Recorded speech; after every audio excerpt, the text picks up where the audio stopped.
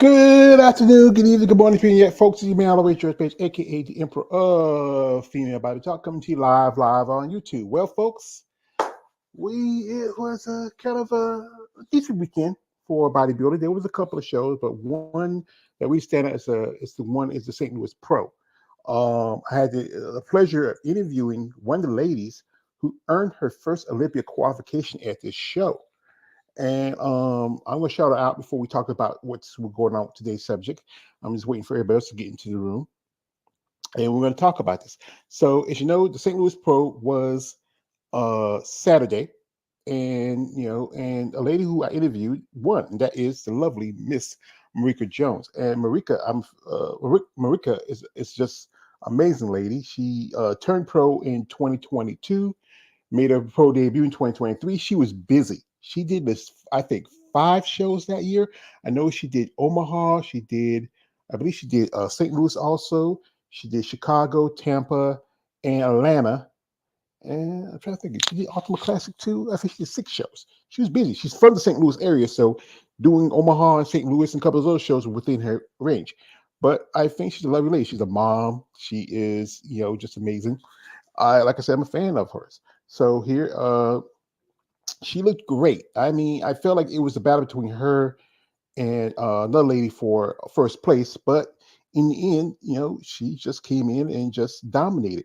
And I love this picture of her. She's beautiful. She's just, I mean, wow, guys. I mean, wow, And this show didn't have pay-per-view, which that kind of sucks. I think a lot of the Midwest shows don't have pay-per-views, so we wouldn't know when they're going to have. We had to what we had to do was like I know Female Body Channel did it. They reached out to see if there was anybody who was there, and maybe get some pictures and videos. And I did the Cap Say too. I looked around to see if anybody posted some clips and vids, on the social media. And here is like this is like she looked great. This is a beautiful outfit. It was kind of a pink, kind of with little blue sparkles on it. It looked great. She looks really good. And she competed last year at quite a few shows, I said, and her condition looks just on point. I mean, from the back, it looks great. The back can make or break you how you do well at these shows. And then also here she is, she's talking and and she's posing, and she was just so excited. I mean, she was so proud. I sent her a thing. I saw some videos. My poster was posted on the Female Body Channel. They posted where she was on stage, and she was at one point she was on the uh the right hand side of the one lady. That's Virginia Macon and Macon. If I got anything wrong, I want to apologize. And then she got put into the center. And once you get put in the center, there's 5 ladies, and you get in the middle, you are certified to win. And I switched the other lady over to 3rd place. And right here we have Natalie Wolf, who took 2nd. It was the top 3 competitors, and she looked great. I mean, she looked amazing. I mean, I think she really deserved it. She worked hard. She came in great condition and great shape. I mean, just some pictures here again. I mean, and like I said, congratulations, Ricky Jones. And I think she's an amazing lady. I wish her best of luck. I think she said she's wanted to do maybe, she already qualified for Olympia. I think she did an interview that she might be thinking about doing another show. But I'm like this. I think you should really focus on the Olympia because it's going to be, like I said, you have to compete with the top level girls, especially like Sarah and also Natalia and whoever else who's one of the ladies who's 3rd at that show. You can do well. It's all depending. But like I said, she just one point here. This is a picture. She did an interview. Let's say again, and after the show, and she look at this. This is just a picture from the interview. She's giving me that Margie, not Margie. Actually, she's giving me that Andrea Shaw vibes. Like, look at her shoulders, her traps. I mean, her triceps. She has that kind of a smile. Like the hair and the smile is really, giving me strong, Andrea Shaw vibes. And remember, Andrea was originally Physique as she turned pro as Physique, and she competed as a bodybuilder for a bit. And then I think after 2020, when everything kind of switched after her 2nd year, and this is just my thought. I think Marika really has the talents to do well at the Olympia. She could be top five, top three competitor. Like I say, still have you know some still some strong competitors there. Like I say, they got Natalia, Sarah, some other ladies. This year I heard that you know some ladies not competing this year. They're taking the year off, and here is like I say, the top five competitors here. You have Brandy Joe. I sometimes you don't want to mispronounce her name. We have Natalie Wolf, who took third. We have here. This is Virginia Mankin. I think she was in the center, but it switched her over, and she took third.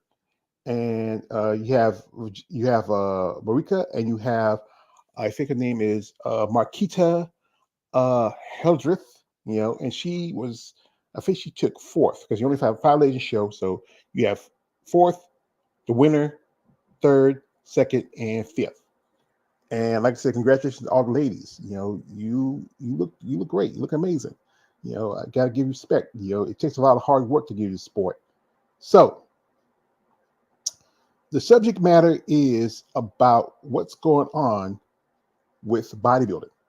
You know, Especially most definitely the physique division. As you know, I follow certain channels, and they post stuff, and it just really, you know, it's just always a question: what's going on? We got here. This is from the Female Body Channel. It said this. It said, "Thanks for spreading our topics." Thank you. You're welcome. Because like I said, is people need to really hear what's going on. They talk. They posted. It was something they posted on their It was posted on their social media, where it was a lady who reached out to him and talked about how what's going on with the physique division, and how the girls are like getting larger and bigger.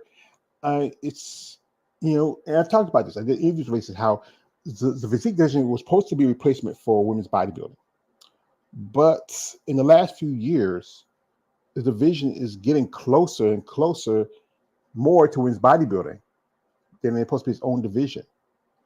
Um, it's going to be a strong debate on what's going on. Well, it was from this lady, and let's see if I can pull it up. And she posted it. We just got somebody came in here. We got my man, my brother. He just here. We hadn't seen him since the week. It's our man, Mr. Big Keith Williams, aka Scuba Steve, aka as I like to call him, the Black Coco. He got a tank top on. He's showing off. Maybe I should take off my shirt. Nah, hell Hey, no. dog, I was just watering the grass. It's hot outside. Got to water that new grass, See, I don't worry about that. I don't worry about that. That's somebody else's responsibility. I don't worry about cutting or watering grass. So if you know my man Big Keith, he lives in the Midwest area. He's also a judge. And we talked about this, how we've seen like the physique division is getting away from what it was supposed to be. It's supposed to be more about a more conditioning, more smaller, more feminine aesthetic. But it's really getting closer to women's bodybuilding. We've been talking about this for almost 2 years now, George, right? And Yes. it's like, here's the thing, and we've talked about it, and we can talk about it till we blue in the face. It is dictated by the judges. And the judges, meaning Sandy and Tyler and Steve, have to make a definitive decision about what they want in this category. And and they clearly haven't. And that and when I say that, I'm not putting them all this on them, because they're not every show. Like the Brazil show, where the Brazilian guy won and Tone Burton thought he should have won, but he was in Brazil. But none of Steve, Sandy, or Tyler were there. They had their own judges there. So, but when I say that, it's like the NFL just came up with a rule yesterday about protecting players from getting injured. This is something that the IFBB has to do. They have to have these meetings, and via Zoom, because everybody fucking does Zoom now, where you could have when COVID was at its highest, NFL teams couldn't meet with players, so they all had to Zoom. Every player on the team had to be on the Zoom call with the coaches and the team. You can do that with the judges. or specific times with the people that are running these pro shows anyway, at least a pro show. Because the pro show then, for the promoters that are also promoting the amateur show, most likely, now know what Sandy, Tyler, and Steve are looking for. That's where it starts. And if you don't start there, then we're constantly going to be in this vicious spin cycle of what are we doing? What are we looking at? What are we supposed to be judging? Because, if you go to now the IFBB has a page where Tyler Mannion, which is great, tutorial for, as a competitor, what do you think the judges are looking for? So they compare the top 3 or top 4 guys and says, this is what we're looking for. This is how you should pose. This is what they need to do for what you're talking about right now. Tyler Mannion needs to go on with Sandy, who pretty much runs the female division, and says, ladies, this is what we're looking for. This is what we're not looking for. And if you do, you're going to get penalized for it. And again, I'll always go back to my girl from Maya. You know, when Maya was too hard and too big, so is the girl who's about to do the New York Pro, Ashley. You know, clearly it was set something to them that they weren't placing as high as they should have been, excuse me, because of their tartness and they're too big. So if that was a clear message for them to jump out of that division, why isn't it a clear message to other girls who are still in that division as opposed to what we were talking about, right? So it Mhm. doesn't make any sense. So it has to be a consensus from I call them the higher ups, the powers that be, meaning Sandy, Steve, and Tyler, because they're the ones who control the sport, and Jim, the Godfather, that is. But Tyler looks like he's taking over the helms of it. That they have a definitive line. Okay, this is what women's physique is. Because remember, they got rid of women's bodybuilding because it was too hard, right? And they brought in women's physique, and then Jake had to buy in to get women's bodybuilding back.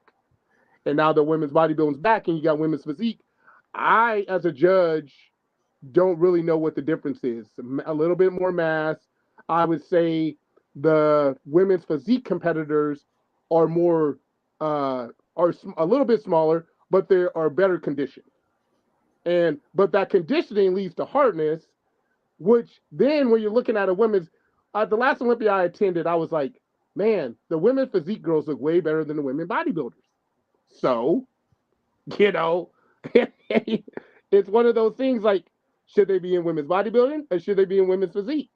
Should the women bodybuilders be trying to chase down the conditioning of the women's physique because that's what it's supposed to be about? But it seems like it's kind of flip flop, to be honest. Mhm. Yeah. Here, I had a lady who I've become very friendly with. We talked and we have interviews before. I don't want to name her name because I want to, like I said, I want to keep her confidence. She felt very like, what's going on? Because, this year's shows, there's been, I think, at least a total of quite a few shows, but only maybe I would say 4 or 5 that had either wins by the women's physique. You had Triple Dynasty. There was a Van Isle show, St. Louis just this weekend. There's a show also, I think in Oregon. I think it was the Emerald Cup, but it Emerald wasn't. Cup. It wasn't Olympic qualification. It was just a master show. They only had 2 ladies that compete in the show. And usually, I do my videos when I talk about what's upcoming shows. I have a stacked list of physique competitors, but it's been very small. Now she sent me this, and I appreciate that for sending me this. She said this. This is the apex assessing of the female physique in quarter turns. He says the judges should first assess the overall athletic appearances of the physique.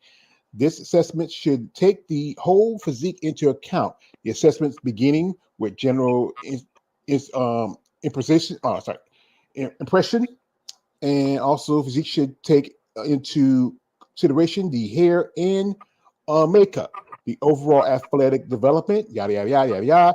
Then it drops down here. It says physiques that are considered either too muscular or too lean must be marked down. The assessment should also take into consideration the tightness and tone of the skin. The skin tone should be smooth and healthy in appearance and without cellulite.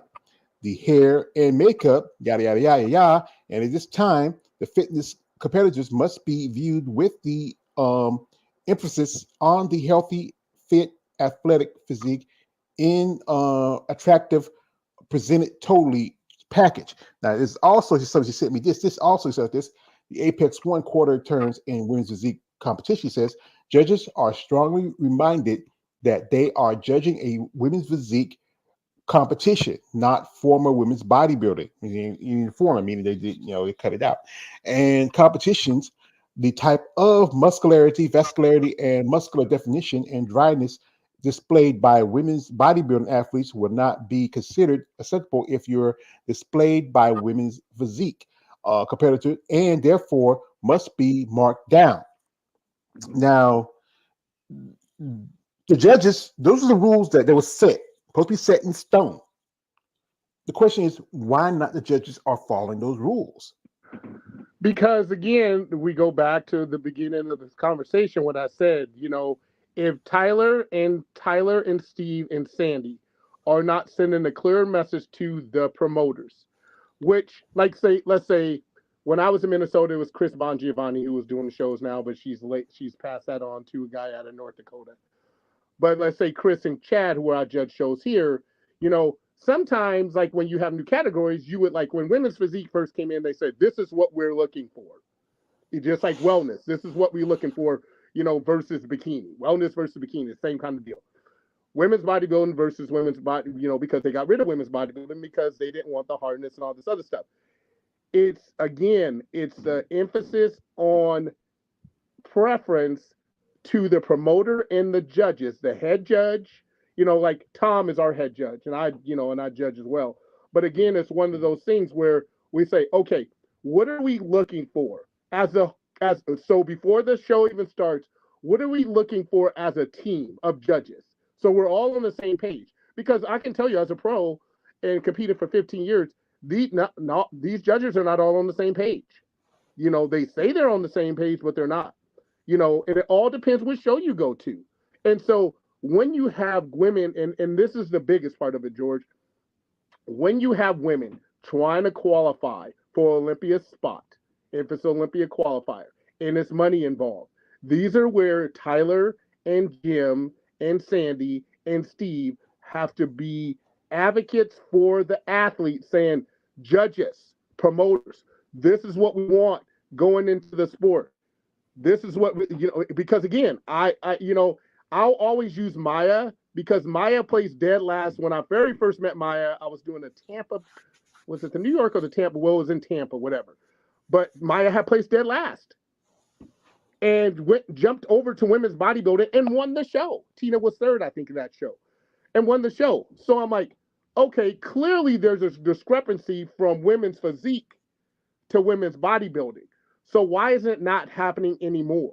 Because it was happening then, and now it's not happening. And we've had these conversations over and over, George, where we're sitting there saying, there's this gray area, and it needs not to be a gray area. It needs to be a line drawn in the sand that this is, and like she said, this is what bodybuilding is, and this is what women's physique is.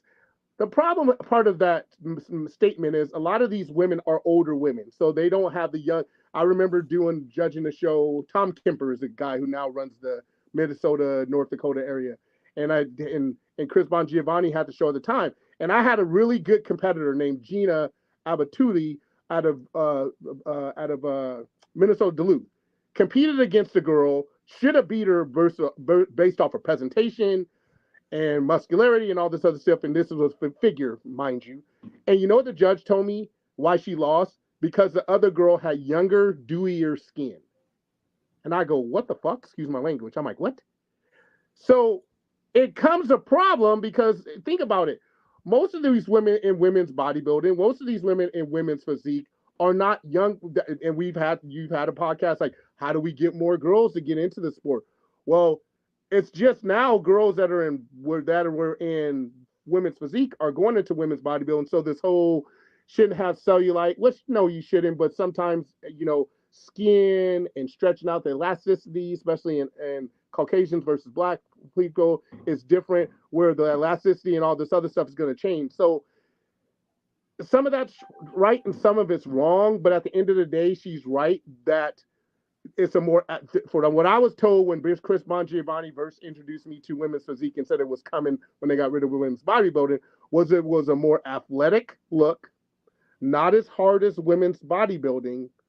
But again, I'm sitting here telling you to this day, and we've had this conversation, George.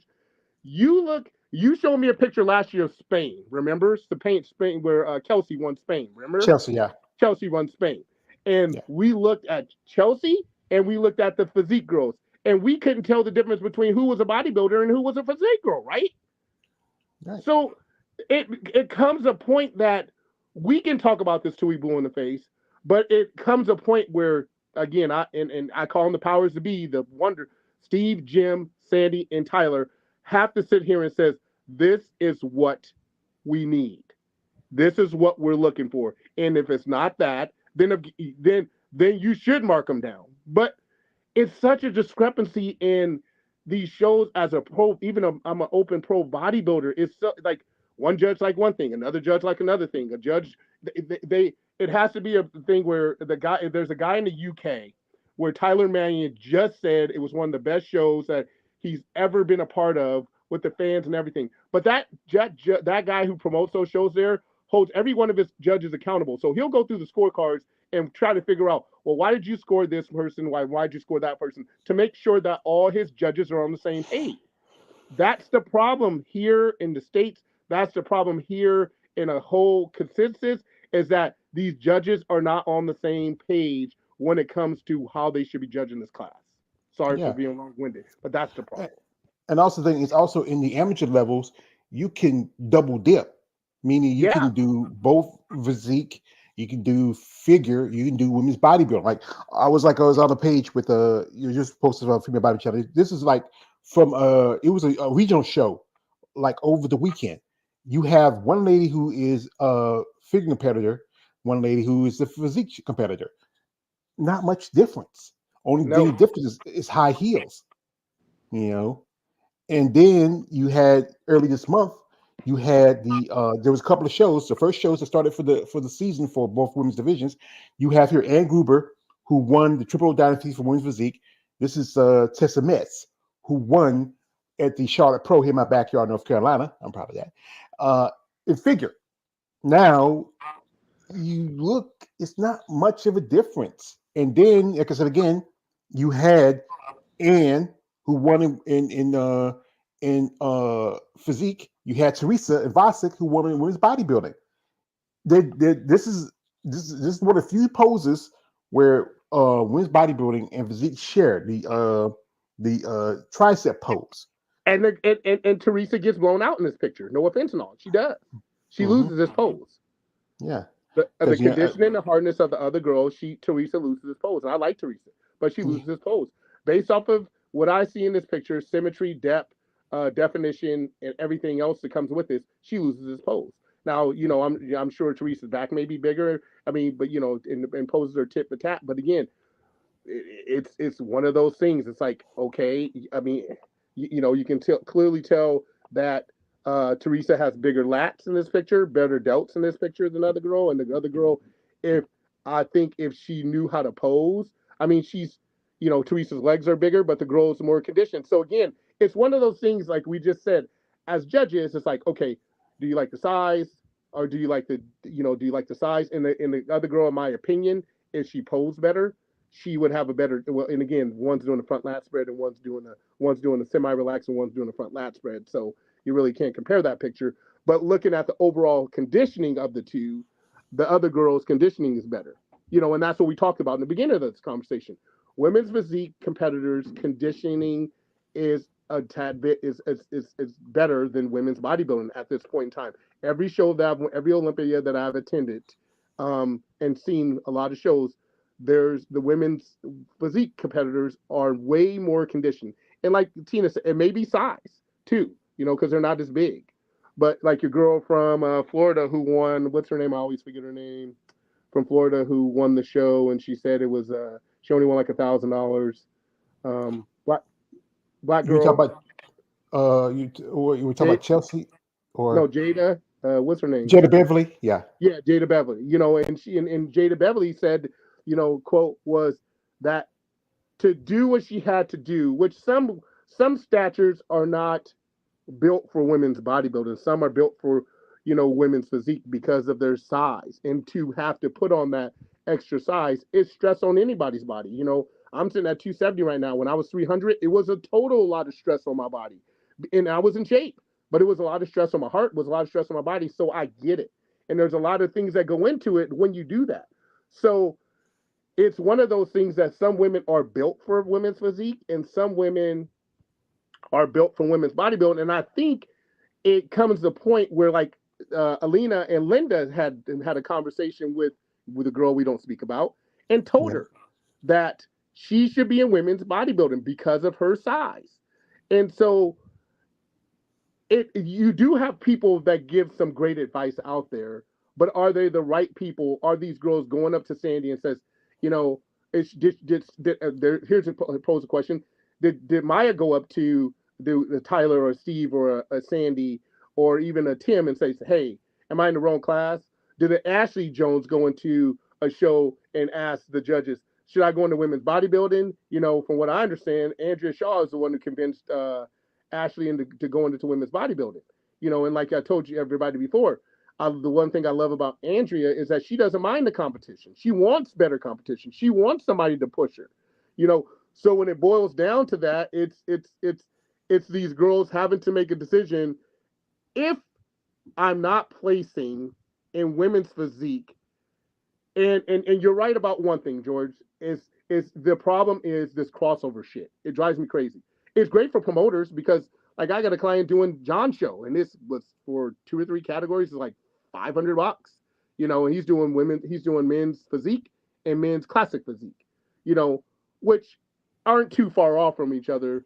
But No. again, when you got these promoters, when you do nationals, you do North Americans, I want to say like per class is like almost $300. So some of these girls are swimming in waters like Tina. She competed against when she was an amateur. She competed in girls who did women's physique and came over to women's bodybuilding, or excuse me, women's figure, came over to women's physique and beat her. And I'm like, how is that possible? You shouldn't be able to do both and win both. Some girls do. Some girls are winning both classes.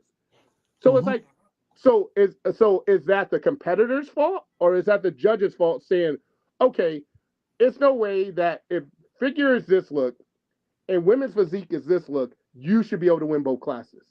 It's no way. That should never ever happen. Yeah. You know. We got here my man KL the Wonder. He came through. Yeah, we also got Hey, what's Educate up? my brother here. Hey, brother. What How you up? doing? Hey, how y'all Yeah. doing? How you guys Yeah. doing? Good. Yeah. So like I know I interviewed a lady, Amelia Blacola. She in 2022, she won both in women's bodybuilding and women's physique at the Miss International. Let me see if I can pull up her IG. And there's another lady who just last year um won both in women's bodybuilding and women's physique. If I can pull her up, let me pull her up. Let me put this lady first. She was a Russian lady who won. If I can find her, let's see. It's gonna take a time here. Wait a minute. I gotta go through. But yeah, it's just the point where you know it should be total, different looks or Yes. different, you know, it's just a big debate. Wait a minute, I got her here now. There she is. And should it Pull, really be a debate? No. but the thing is, no one's, the judges are not, following the guidelines like they're supposed to, and set and say, okay, we'll set this as the condition. We will set this as the criteria. You are physique. You should win in your division. You're a bodybuilder. You should win in division. If you shouldn't have to go back and forth to see if it's a way to get your pro card. I'm gonna pull her up. This is Natalia Bastrova. I just did one of my comparison videos about her. I've talked about it before. I did a comparison with her a while back with Sherry Priyami, and I did one just recently with let me pull it up here. There it is.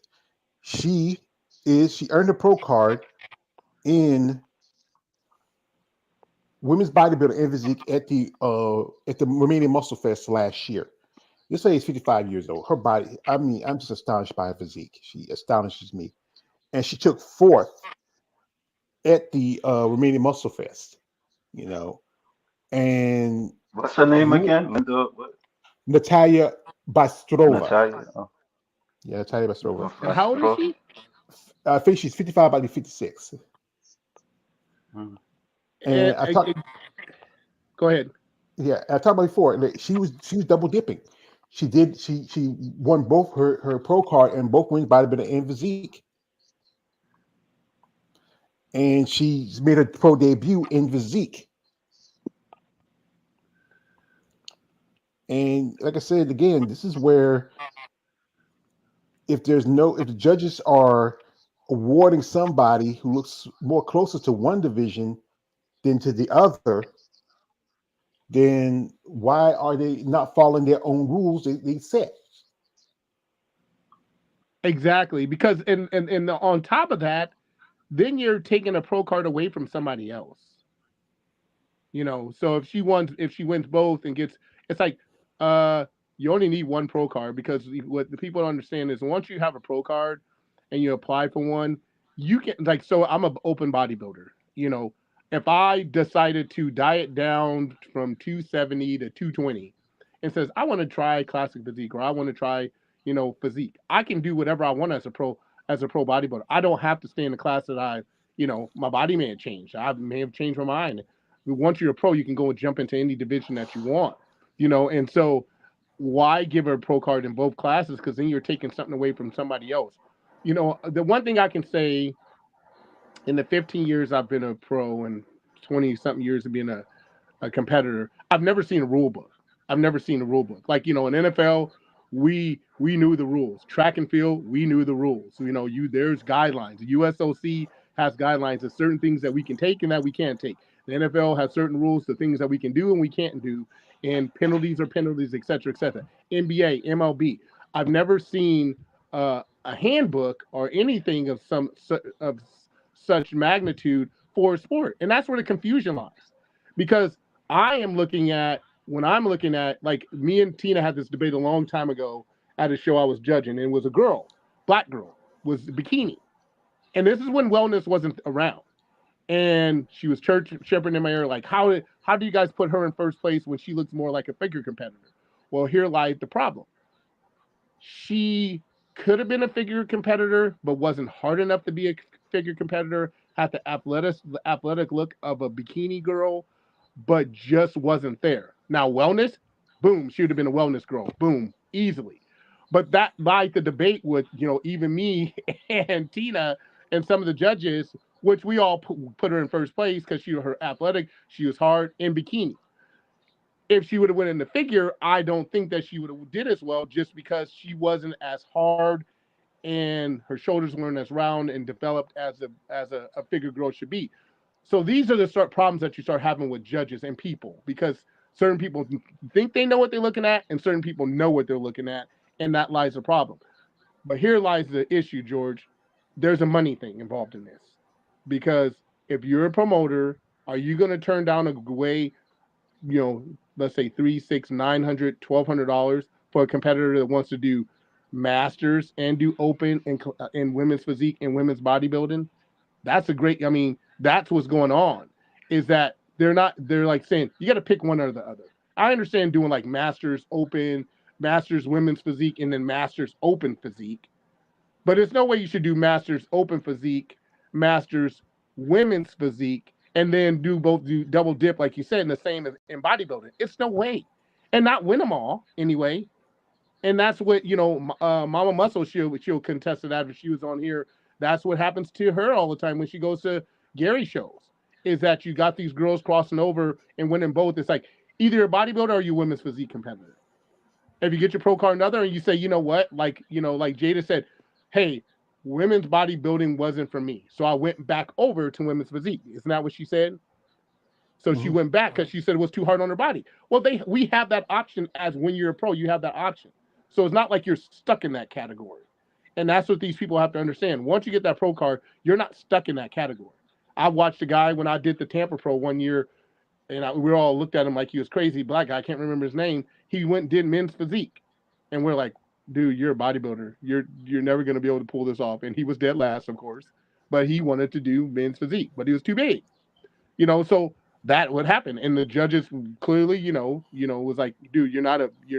You can maybe go to 212. Classic physique. I don't even think was around then when I first started competing, but you're not a physique guy. So that's what the judges need to do, and they're not doing that, and it's causing mass confusion amongst viewers, and it's causing mass confusion amongst competitors. And part of the problem is women's physique competitors have, we talked about taboos a couple weeks ago about how people, don't talk about the sport. It's like women's physique girls, for some reason, think it's taboo to go over into women's bodybuilding. Like if it's not sexy enough, or they're like women bodybuilders are not pretty enough. And like I would always say, look at the champion. She is absolutely gorgeous. So what the fuck are we talking about? I said she is the queen of the mountain. She's beautiful. She's eloquent and everything else. Her presentation, her body, everything. Hey, George, I just got a package in the mail from her this weekend, by the way. She sent me some treats. She sent me some treats. And I looked, I said, who's this box at my door from? And of course, on the box, it says Andrea Shaw. I said, oh boy, I got to tell my big bro. You, we have. She see that's okay. Yo, why she don't come over to George and talk with George or something, man? Why she fighting, man? Ask her that, man. I'll see her at the end of May when I go out to John Show. I'll ask her, what to give you. Well, like when we did the thing on her birthday, she was traveling. She was traveling out of country, so she was like, I really wanted to do, but I was traveling out of country. And Angie's a busy girl. Every time I'm in Detroit, she's not like sitting idle. She's training a ton of people. She's training a lot of clients, and her and John are pretty busy out there. So, I mean, she's all over the place. Yeah, So see, like they, Keith. I understand she's a busy lady. I'm not gonna gripe, but like I said, I tell you again, don't touch her. I want you to understand. All right, don't touch her. You can give her fifth pound. You can wave hello. Don't touch her. I don't have no problem with that. I said, hey, KO, I said, oh, I got to get him today. I said, I got a package at my door with her name on it. Yeah. But the thing is like this. These women know that, especially you have like good examples like Sherry Pyami. That's a good example. She started out in figure early in her career, but she switched over to physique. And then she really started to evolve. If you might follow Sherry, you've seen her the last few months, she's really has put on some size. Her conditioning is just like I said, she is a mom, and she has 3 kids. Her son just her son just went to his prom. She posted on her IG, and I think one thing is also women who are that over 40 and they have kids. Their bodies are different from the girls who are a lot younger, who never had children. Elasticity from the baby, all the stuff. Yep, it changed. I think the one lady who was competing at the show, St. Louis, Virginia, there was only 3 ladies in that group who had kids. That's her, Marika, and another lady. And you can really see, especially with the chick Virginia, she was trying to do. She did her abdominal thigh kind of sideways. Yep. She was in the center at the show, but then they moved her over. Yep. And Marika, like I said, Marika looked amazing. And I was just talking about her before we came on. We're gonna pull up I'll go back to Marika's IG.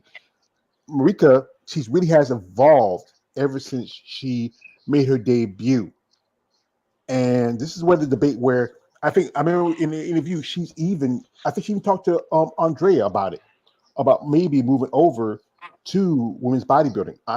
She could, because this is her right here, Marika, who just won at the St. Louis Pro, and her delts, look at her shoulders, she's not as tapered in the center, but she really has put on some size since she made her pro debut last year.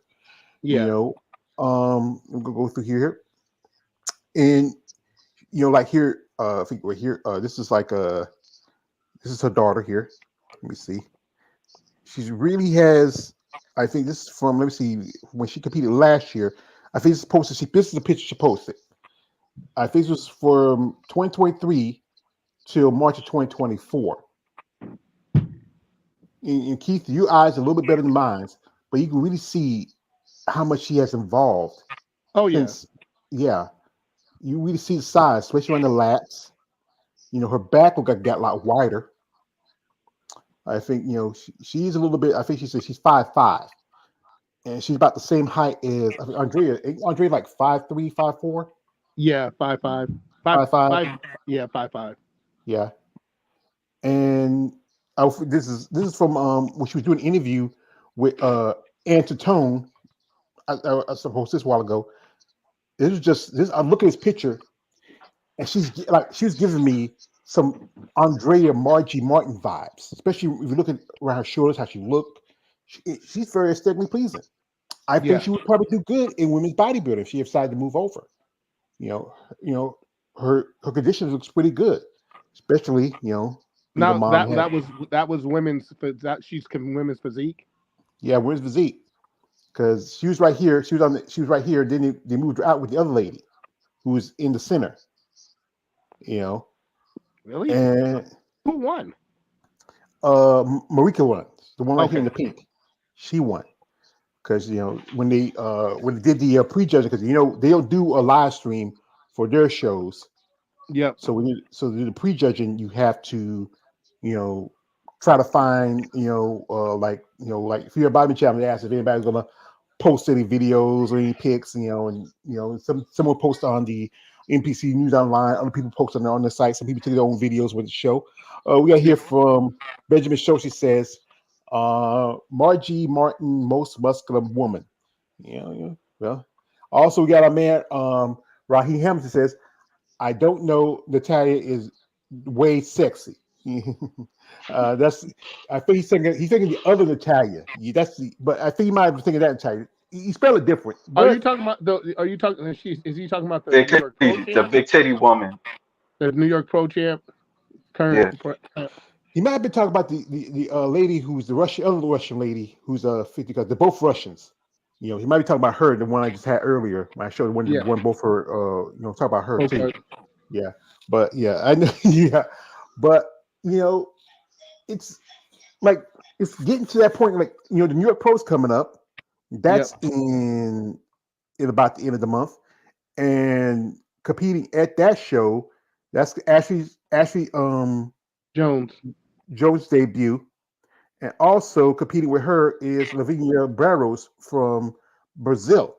Now I took this picture. I made this. You have Natalia, you got Ashley, you got Lavinia.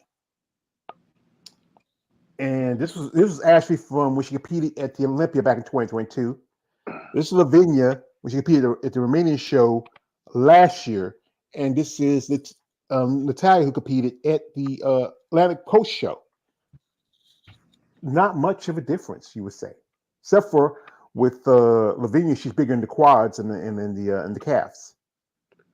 I can tell you right now, there is no comparison. I don't know. I've seen pictures of Ashley Jones, and her quads are ridiculous. Her back is ridiculous. She has a great look about her, and I really don't see how either one of these girls can compete with her. To be honest, at the New York Pro, and if she brings, and here's lies the deal. If she can bring in the conditioning in the package, she will win this show. I'm gonna tell you that right now. Yeah, If I think she. Natalia's off by a little bit, she will win this show. You guys Yeah, mark my words. I'm telling you right now on this live podcast that she is the girl that everybody better be watching because she's the girl that can knock all these girls out with her aesthetics, with her size, because she already had the size. That's why she's moving. And in my opinion, that's why Andrea told her to move over to women's bodybuilding because she has all the things that even the girl who's been placing second to Andrea. Andrea is a very encouraging person to these girls, and sitting there saying, come on over here. This is I hate to say that this is a dying class, but it somewhat is, and it needs more fresh meat coming over. And if I'm a physique girl, and we've said this before, if I'm a physique girl and there's 50 girls in women's physique that are pros, and I know there's a lot more women bodybuilders, but but there's like 15 girls. All right, well, let's go. I'll take a step back. How many girls competed in women's physique at the Olympia last year? At least about 17, 18, I believe. 17 or 18. And then we Yeah, had women's bodybuilding. We had what, 9, 10. 10. So if I am going to go somewhere where I'm on the, like, we'll call that gray area we've been talking about, and I'm going that gray area and I'm on the fence, and I'm on the fence, I'm gonna jump over the women's bodybuilding and just see. And I think that's what Ashley and a couple of these other girls are doing, just because they're like, I may fare better over here. Again, Maya, she loses, comes in, how she comes in dead last at the Louisiana show and comes into, I keep getting it wrong. I know it's either the New York Pro or the New York. Tampa Pro. New It York. was, New York in In Tampa, because you Tampa. remember, And yeah, it was New came York in and and Tampa. won the show.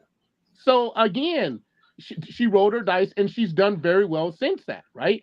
Boswell came over from Women's Physique, and Boswell has done well too.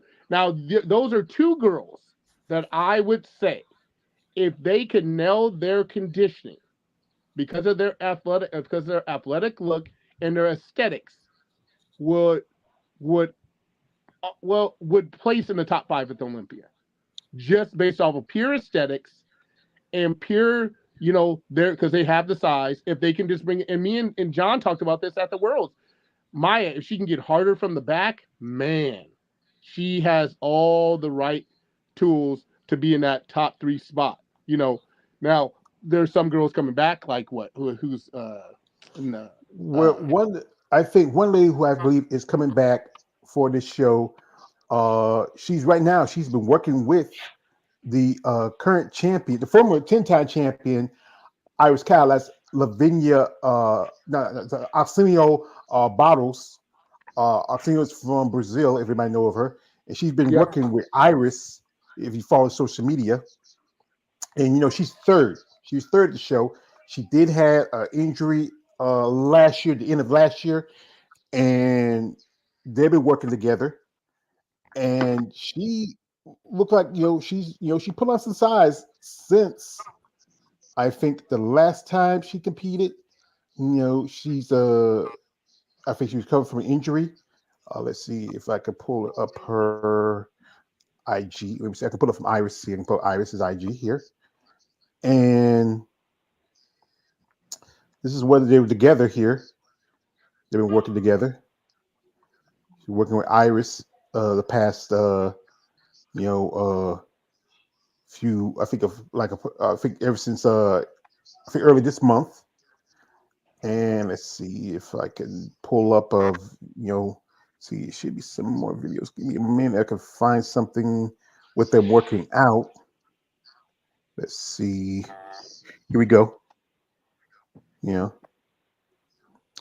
she looked like she's really put on some size since then. There was a video. It's like they were talking. Here we go. Here it goes. This is the video where they were like he was doing a little Brazilian. You can see how big her shoulders are gotten since, and she had one of her shoulders had injury with it, and I think it was an injury with her foot. You see how big that Oxenio had gotten since last year. She's recovering from an injury. Yeah, and she really has put on some size. And this was like from when she was at the Arnold Schwarzenegger in Brazil show, the South America show. And I think also I know Angela supposed to be making her return to Angela Yo. And somebody did this. This is from my man here, women's bodybuilding edit. Let me pull it here. He does put some pictures together, you know, and here is yeah, I think I have side by side of Angela and Hella, you know, and Angela, she's, I think she's coming back because she took second, and Hella supposed to be coming back, you know.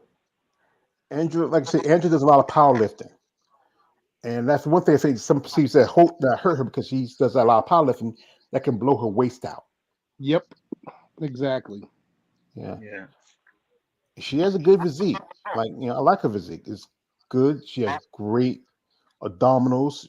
She is well put together. As you remember, she earned a pro card as a physique competitor, but she switched over to But women's I bodybuilding. mean, because Andrea used to be a powerlifter and like did some powerlifting stuff, but she understood that she had to get away from that, because that would hurt her frame. hmm Here's And I another like here. that. Her this is right here a little bit where she's her legs. She has great legs. And the thing is, I think Tina said that last year because they were talking. I think she put on 10 pounds from last year to from the year before to this year. She before the worlds like she had put on another 10 pounds. So she's like, but again, what happens with every competitor, including myself, as we get bigger, we have to worry about our waistline getting blown out. Especially if you're powerlifting. There are certain movements I won't do because I'm already thick waisted because of my athletic background. So I know there's things I can do and can't do, and she just has to be careful of that. Yeah, and here we have Shara Priyami who took fourth. She says she might be competing this year. She didn't say what show. Knowing she lives in Florida, she might try to do Tampa or she might try to do Atlanta, which is closer to Florida for her. And she looked really pretty. She did pretty good because when she made a switch from physique to women's bodybuilding 2022, because she didn't compete since 2020, she took that Yeah, she she didn't compete took in 2020. second to Micaiah because remember 2 years ago, Micaiah, but is that her name? Is that am I pronouncing it right? Micaiah, the little tiny thing, um, won Atlanta, and she was second to her. And I remember getting on the elevator, and she wasn't very happy about placing uh, Acock. Is that her name? Micaiah Acock. Is Yeah, that her name? yeah. Okay, right here. She's right here. She's working with Sharonica Hinton and opposing both of them. Yep. They did a posing clinic. I think about was it a couple of weeks ago, I believe. And this is them together. And really, also one of her, I think one of her clients. I think Michaela's one of Michaela's clients. I believe she won a show. Yeah. I'm trying to remember what show she was, but Michaela, her thing is, you remember she was also a physique competitor, Yep. and she made a switch, and she really has really evolved from what she was back then Yep. to what she is now.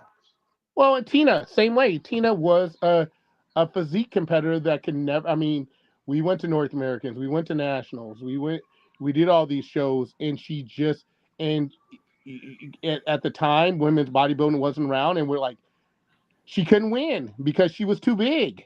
Now these girls are big and they're winning shows as amateurs and as pros. So that's the frustrating thing is when she was an amateur, she came off stage. I remember at North Americans, the people were like, you had to have won. She's like, no, I placed. And who did she lose to? A girl who did figure Yeah. because she We got crossed here. up. Yeah, we got here a comment from Raheem. He says, uh, "I was talking about that one with the big breasts." He Of Yeah, I course, said, know he was. "Yeah, who won the New York Pro last year? We all know you're talking about." the He buoys. says, "He said, yes, she did, and she will win this year." I don't know. Also, we have from a man Stephen Prey. He says, uh, Carvalho won last year. He says, Ashley Jones seems to be the favorite. Also, we got a man here, Warrior 2000 says, Ashley Lavinia, Teresa, Sherry, Michaela Ossian are the ones who will rank high in this Miss Olympia. Well, it's going to rank high. There's not a lot of competitors other than, 10 or 12 women. Also, he said this is the lineup is going to be crazy with Pellegrino coming back to make it more epic. All right, he says. Also, he says, got to admire Michaela Aycock, regardless, because she is the most hardworking and one of the most condition women in the IFBB. And also, he says this to Raheem. He said, Raheem, you have too much faith in Kebaleva's dude. If like the thing is, if she comes in off, like you said, Keith, she comes in just a bit off. She has to come in top level condition. She can't have no sagginess. She has to be totally cut. You have to have sliced bologna on her quads if she's gonna try to, hold against somebody like Ashley Jones. Yep, that's facts. Mhm. That's facts. There's new girls coming gunning for, and again, I've always said this about her, and I'm hating on her. I said consistency shows me everything, and she just hasn't. I mean, she won in New York, bowed out of the World Championships for some reason, and was gifted, in my opinion, at the Olympia because I thought Micaiah placed behind her, 6, yeah. and yeah, and I don't think that was fair, by any stretch of the imagination, just based off of conditioning and everything else, So that's a touchy subject, so we'll move on from that. Yeah. But Oh, she shouldn't have placed in front of Micaiah, in my opinion. She just shouldn't have. well, I think my man Warrior Greavy says, like you said, Keith, Kovaleva, is not consistent. No, Also, he says, Natalia got pushed by politics to crack the top 5 last year at the Olympia. exactly. Thank you for saying it. Yeah, shout out to you, Warrior. Man, just like if anybody want to come on here, get the A link in man who there. knows what he's talking about. Warrior, you need to come on the show sometime. Yeah, and the thing is, also if you look at the figure division, where I just saw the girl Tessa Metz, the figure girls, they're getting almost to the side what physique is supposed to look like. You Yes. know, it's I think the only one that's still kind of within the guidelines is Sydney Gillett. Yeah, I but if you watch it, I've watched her videos and she trains. Sydney does not train heavy. Sydney knows her lane. She knows that she's a champion, just like Sandy told Andrea. You don't need to do anything different. Just stay in your lane and stay consistent of what you're doing. That's all you need to do. When there's no reason, everybody's chasing them. They're not chasing anybody. So why do I go and do something different when I don't need to go do something different? I don't need to do anything different. I'm the champ. So you wanna play with the champ. You wanna beat the champ. Then you know, figure out how to present your package harder, drier, tighter, and more conditioned. And like I said, when you look at Sydney, and it's a great. I'm glad you brought that up because that's who Andrea's posing coach is, and you can see when the both of them are on stage, their posing is so captivating. It's like watching the best ballet show that you can ever see because the presentation is just captivating. It's like watching Dexter Jackson or Kai Green when they pose at their best. They were two of the best posers, even Flex for that matter. These people, it's just you cannot stop looking at Sid when she's on stage, and then you look at Andrea and girls, and now you've seen Christina Mendoza trying to take a little bit of her stuff and do the same thing because if you want to be the best, sometimes you got to steal some of the other people's shit, and that's what she's doing. And so these girls have to understand there's there's a window of opportunity for some of these women physique girls to go over to women's bodybuilding and make a bigger statement than a class that is flooded with women's physique girls because guess what? Why is it flooded with women's physique girls? Because women's bodybuilding went away, right? And they had to open up the floodgates to get a number of girls in amateur wise and pro wise to make it that's what they end up doing. So now that they did that, it's all these girls in women's physique and not no girls in women's bodybuilding. And if I am a women's physique competitor that is borderline, like Ashley Jones is a prime example, Maya is a prime example. Uh, who was the other girl I just mentioned earlier who won the Master Olympia champion? Uh, um Rashana Rashana. Baldwell. all those girls, Micaiah, all those girls eventually knew at some point in time, they're like, it's time for me to make the move. And guess what? All those girls have been very successful in the women's open bodybuilding category, correct? Even Andrea Shaw was a women's physique competitor. She won nationals as a women's physique competitor. But understood as the body grows and the body changes as an athlete in general, sometimes you have to make a move.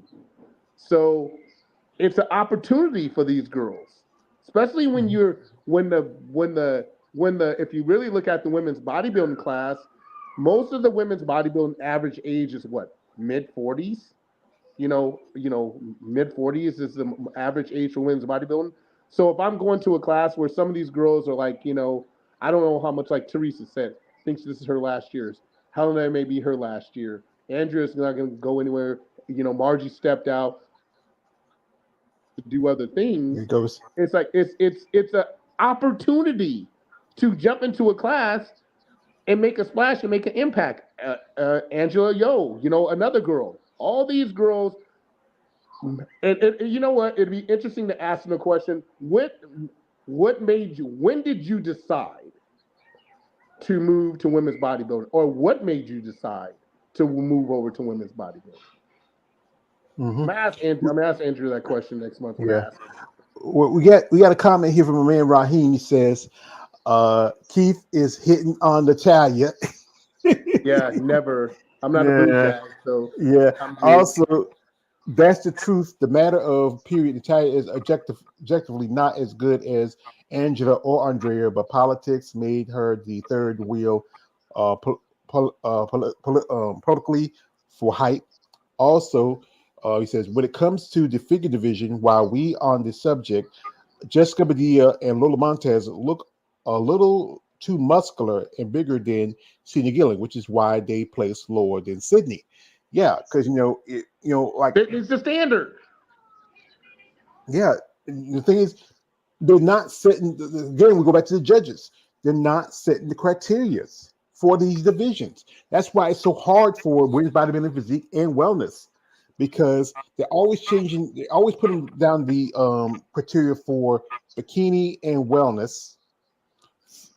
Fitness, well, they don't really set too much criteria because those women have to come in a certain condition because they're moving around. If it's it's a lot tougher division physically wise for a competitor. But they don't really say, okay, here's what you're gonna do. Even though one point we were gonna get with women's bodybuilding, it's getting remerged because of the figure competitors, I mean physique competitors who are evolving over here who are, because we're not saying, okay, come in a little softer, come in a little, bring down the size, don't tell, like I've done interviews with ladies, I think TL has done one, so we have done interviews with figure competitors, like, oh, they want more size in the lats. I understand that that's the focus of as for figures is the back of the shoulders, but you shouldn't get too big. And, you should come in like I said again. We talk about Sid Gillen. You should come in that level like Sid. She is the. This is why she's so dominant as the champion. Well, You know. here's a prime example. Chris Bumstead said it best, and the one thing I like about Chris Bumstead, who's a 5-time or 6-time champion now, he says, "I just have to maintain what I have." He actually said, "I use less drugs now than I had before. As I win more championships, I use less shit because I don't have to use more shit because I already have everything I need. I have all the tools that I need. I'm already in the best shape that I'm ever going to be in. All I'm doing is refining it." Sid's the same way. Andrea is the same way. These consistent champions that are doing what they're doing. When Iris was the same way, Linda was the same way. All these consistent champions. Ronnie was the same way. All these people ever had to do was stay consistent, you know. And if you want to beat them, Tyler Mannion, if you go to the NPC channel on IG, says, when they say, do you have to knock out the champion? Not, no. He says, no, you don't. But you have to be better than the champion. And does that necessary? So when Sandy is looking at these girls that are placing second and third, and these girls are like, why am I placing second and third to these girls at the show, because when you have a standard of what Sandy wants, which is Sid, you either come match that, but don't try to go. If you got to look at a picture that says, "Am I too hard? Am I as balanced as Sid?" Because there's, as a coach, and I'm getting people ready for shows right now. I know how I tell people I can manipulate anything with diet and food and supplements. Bottom line, at the end of the day, and that's sometimes what you got to do. Like, okay, this is a standard. You know, how close how close do we need to be in order for us to give her a run for her money? Is the question. Mm-hmm. I'm And trying to some people find like right now. I'm on Andrea, here. and some people like Andrea, like, she'll give you advice. This is what you should do. You want to give me a run for my money? This is what you should do. She's not going to give you all her secrets, but she'll give you some advice. Yeah. Right now I'm trying to find. I'm looking for what Tyler said. He should have it on here. I'm on the NPC News Online IG. It's always breaking news. It's always the one where it says breaking news. I Breaking feel like news. Yeah, I talks know. about. It's somewhere here, but it's probably deep, deep, deep in the bottom because there's a Yeah. lot of we have a lot of shows going on. He has to stay up, but yeah, it's just that when you have to like this. One of my favorite wrestlers, old school, was Ric Flair. The dirtiest player in the game, and his saying was, "To be the man, you got to beat the man." Yep. And to beat Andrea is you really either two things have to happen. She has to be either really off Yep. or not even there. Yep. That's the only way I can see anybody beat Andrea. We have a comment from my man says, "I hate my Android phone." Yeah, yeah. All right.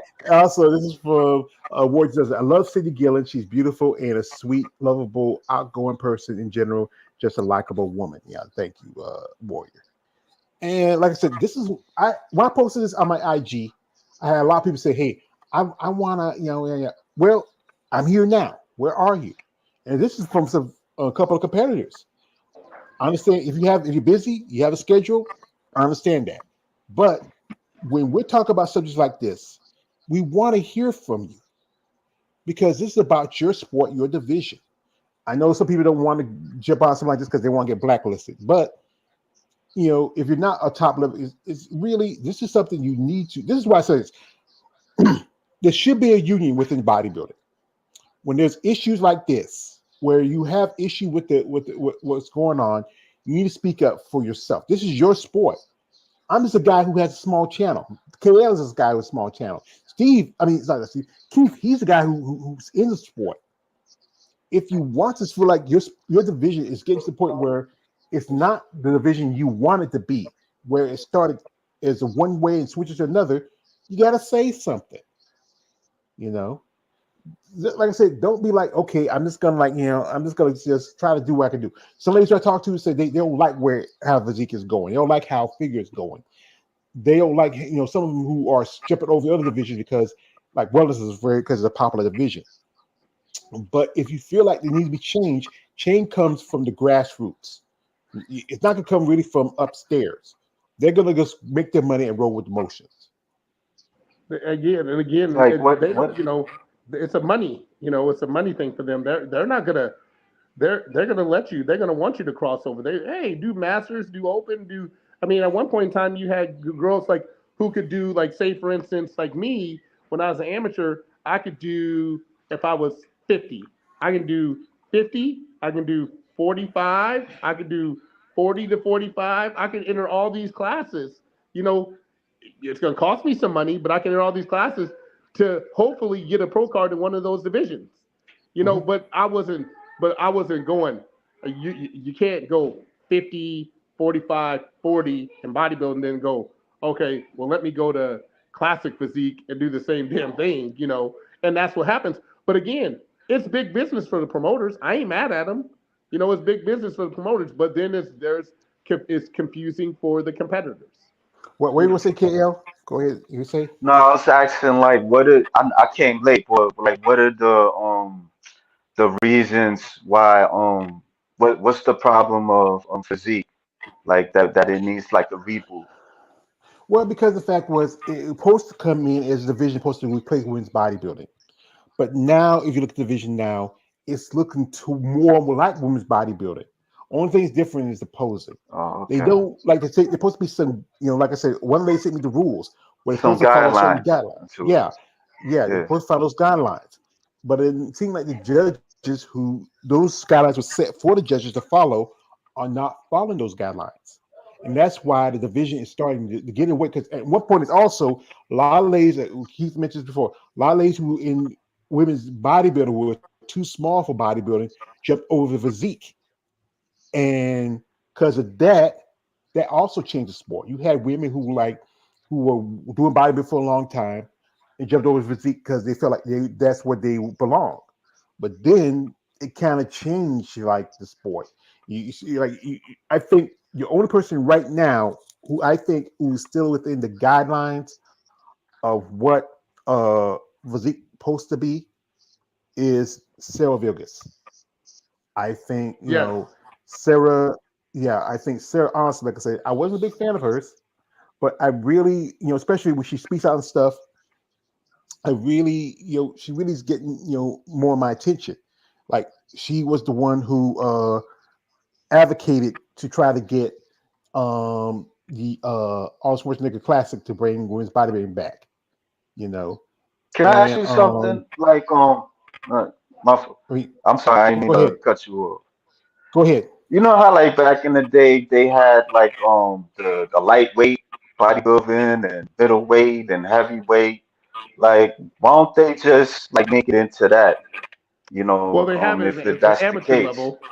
So the amateur level they have it, but then when you go over to the, and that's what I thought. And when it came to women's, especially like so in men's open bodybuilding, KL, you got two things. You got 212, so you can be under 212, and then you have open. So if you're over 212, then you're open.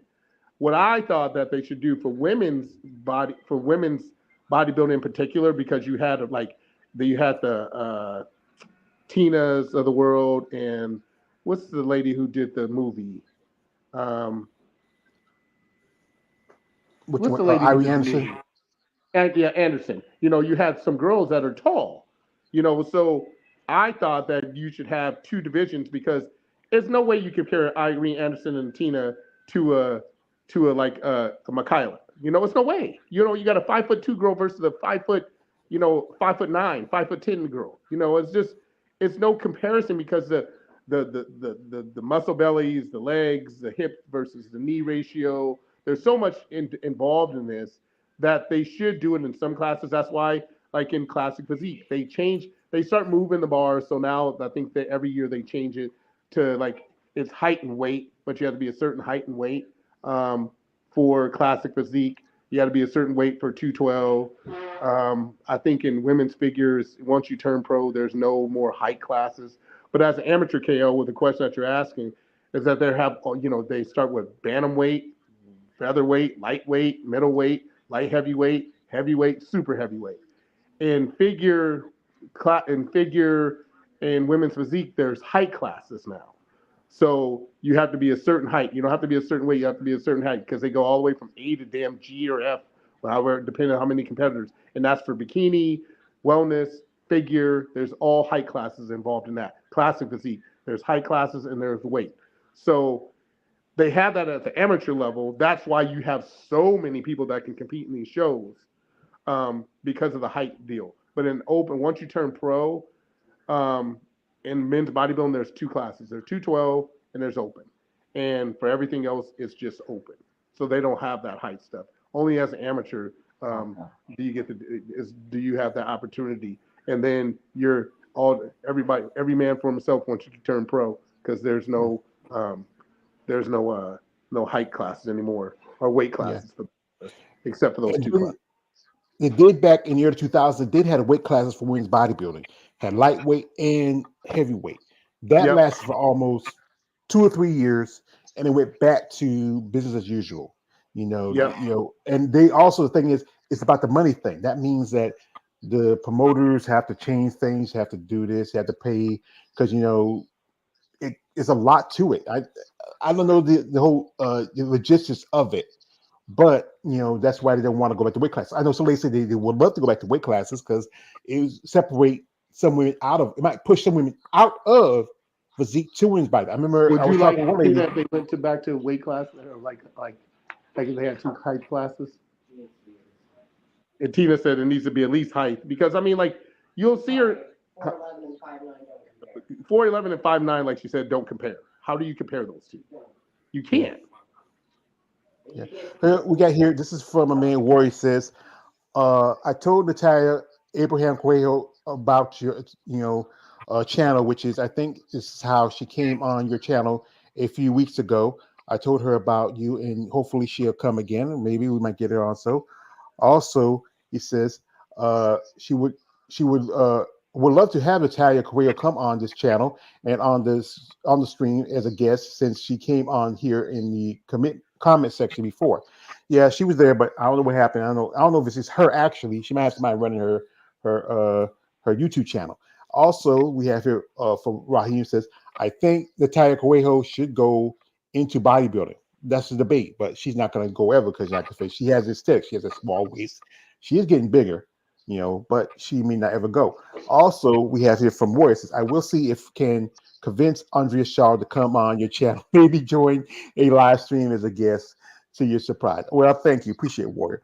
But like I said, if you look at, if we talk about Sarah, and she's posted this on her, she's on social media quite a bit.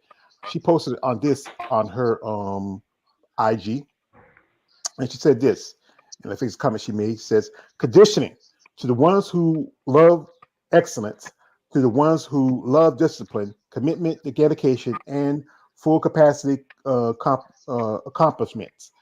To the few others who think conditioning standards are too high, you're right. This is not you. Hot dog eating contests are to the left. Well, and here's the thing. Here's where I'm frustrated at. Is that's a great picture, and I take nothing away from her. But is that women's physique? No, it's not. That is not. You're not. From what Sandy said, women's physique competitors should not have striations in their glutes, and that was nothing but striation. I hands down praise her for her hard work and effort, but that's not women's physique to me. I don't. If that's an athletic, that's more. That should be the standard for women's bodybuilding, just like it is a standard for men's bodybuilding. Getting striations in the glute, which Ronnie Coleman brought that to fruition for everybody back in the day. But for women physique competitors, I don't know, guys. What do you guys think? Do you like that or do you not like that? That's the question. Well, I said she has an impressive body. I would say that. I mean, some say they compare her to maybe Linda Murray back in the day. But Linda Murray didn't have cross traces in her glutes. Mm-hmm. But she did have that small tapering waist and that wide back. I think I that would was love it. Like I said, and Sarah's, she's a great ambassador for the sport. She's promoting the sport well. Um, you know, um, but I just, I don't. The whole thing of, that's where this conversation alludes from, George, is when you look at somebody like her, and you look at Andrea's glutes don't even look like that. Andrea doesn't have striations in her glutes like that. So if Andrea doesn't have striations in her glute like that and is winning the shows, what does that tell you? I mean, does she have this Andrea when she posts on the side has some striations in the glute? Yeah, but not like that. And that could be a size difference as far as size is concerned. But that's crazy. So again, is women physique more conditioning? It's supposed to be more conditioning than women's bodybuilding. That's the question I guess we have to ask the audience. Should women's physique be more should women physique competitors be more conditioned than women's bodybuilders? mm-hmm. Yeah. It's just like I said, they like I said, if the judges have to set the guidelines, if they set the guidelines and stick to them and penalize the competitors who do come in with the styrations and also with the conditioning, maybe take the other say, you know what, let me just pull back a little bit. Yeah. But yeah, it's just But if about you're looking at women's bodybuilding and they come on stage and they're not looking like Sarah and Natalia is her name, is the other number two, and they yeah. got all this shit going on, and then you look, and I've said this for the last few years. I said, and I know Tina says it too. It's a size difference between the two, yeah, But people like Michaela, she is that smaller frame too, which has all that crazy conditioning too. So should Michaela be a bodybuilder or should she be a women's physique competitor? Because her conditioning, Micaiah's conditioning, I can see matching Sarah, right? If you look at Sarah's picture right there and then put Micaiah next to each other, Micaiah conditioning probably is better, but the conditioning, they're not far apart from each other, right? If you look at their pictures as far as conditions concerned. So should Micaiah be women's bodybuilding or should she be women's physique? Because I will say again, I've seen the last few years, if you go back and look at the comparison pictures between women's bodybuilding and women's physique, the women's physique bodies are more conditioned than the women's bodybuilding bodies. So what are we talking about? What are we trying? We this is the question that poses that needs to be figured out. Which class needs to be more conditioned? Which class needs to be in better shape? Well, like I Right? said, it's a debate, and Hey, you know, Warrior, if you're out there, I need your comment on this. What do you think? You seem to have some knowledge in this. I would be interesting to see what he says. Which well, class should be the more conditioned and the better shape class? Should it be women's well, physique or should it be women's bodybuilding? well, we have some comments from Warrior right now. I just saw it. He says, I agree to disagree with Raheem. I think Natalia should stay in women's physique. Also, he says Sarah Vilgus has the most insane conditioning, regardless of how you feel about her. Oh, we got a man. Lawrence Perkins says, "Good afternoon, brothers, and everyone on the chat. Thank you, Lawrence." Also, this is from Warrior says, "Me personally, I prefer the days back when Julie McCarr was champion, and that was the four-time Miss Physique Olympia champion." And here's We got here. What? and here's the thing, George. Yo, Him saying that is great because I competed when the first New York Pro I ever did. Julia said that she had to stop training in order to get softer to compete in women's physique because she's a bodybuilder. So she had to back off her training and certain things to get that championship. Because I remember the first show she did was in women's physique was at the New York Pro, and she said I was like, "What'd you do?" Her exact words is, "I had to stop training like I did as a bodybuilder to soften up my look to go into women's physique." It doesn't look like Sarah and none of these girls do that. hmm yeah. This is from Female Body Forum. Shout out to David Bryan over there. He says, I think it's interesting the side by side comparisons of women's bodybuilding and women's physique division competitors that the WBB editor guy has been posting. Often not much difference, honestly. Yeah, it can better tell the difference sometimes. Also, I said, Warrior, Keith, do you think Sarah should switch to women's bodybuilding? You think she should be best for her since you're saying she looks in she's looked is not women's physique. Well, I'm not saying that because there's a size difference, but that's the question I'm asking is when you look at her conditioning compared to even the champs conditioning, Andrea's conditioning, her conditioning is better. And maybe because she's smaller. But what I'm saying is, when you look at the overall package, my question is should a women's physique competitor be more conditioned than a women's bodybuilding competitor? That's the question Should that I'm asking. I think, like I said, the idea of women's physique is supposed to come in a little softer That's what and I'm more saying. feminine. That's what I'm You know, saying. But that's not what we're seeing. Because Sandy in a video, and I would have to dig it up, said what they didn't want to see in women's physique is women with cross striations in their glutes. And that's coming from Sandy Williamson herself. But yet we're seeing it. So where's the consistency is the question. yeah. And like I said again, we go back to the judges. They're the ones who need to stick to the criteria. I know some people say, Didn't well, the Sandy judges say got. that? Didn't Sandy say that they didn't want to see striations in women's boots and women's physique? That's see, I thought not no. I was like, no, they did not want to see them at all. Zero. Yeah, But yeah, yet we're seeing them. yeah. Here we got here from Lawrence Perky says, that's smart of Julia part for not, cutting back a little bit. Also, this is from a man, David from Female Body Forum. I will say I see a big difference in the women who move up from women's physique to women's bodybuilding, such as the muscle queen Sherry Piami. He's a fan of Sherry. And also, this is for War. It says Lauren Perkins, a true Julia, knew how to reel it back and not overtrain. Exactly. Yeah, yeah. So, but hey, if you got time, David, you should come on. I got the link in there. You can give your thoughts. But we're not, but if you're not, we're not hold too long. Like I said again, we can keep talking about this and talking about this until we're blue in the face. It's not up to us. We're just the people on the outside. You want to keep them on the inside of us. We're just the fans. And like I said, when Ramsey came on, I was a big fan of it. But then doing these interviews, doing content, I really appreciate what these ladies go through. Now that and also big problem is I talk about this, the cost of for like Tina, your wife will tell you first time, it costs more ladies to compete to get ready, and it's easy to turn over like divisions like men's classic, men's physique. It don't take as much as long to train compared to bodybuilding and compared to women's bodybuilding physique. That's why you have more shows with more of those divisions like bikini, wellness, men's class, men's physique, because it's an easy turnaround.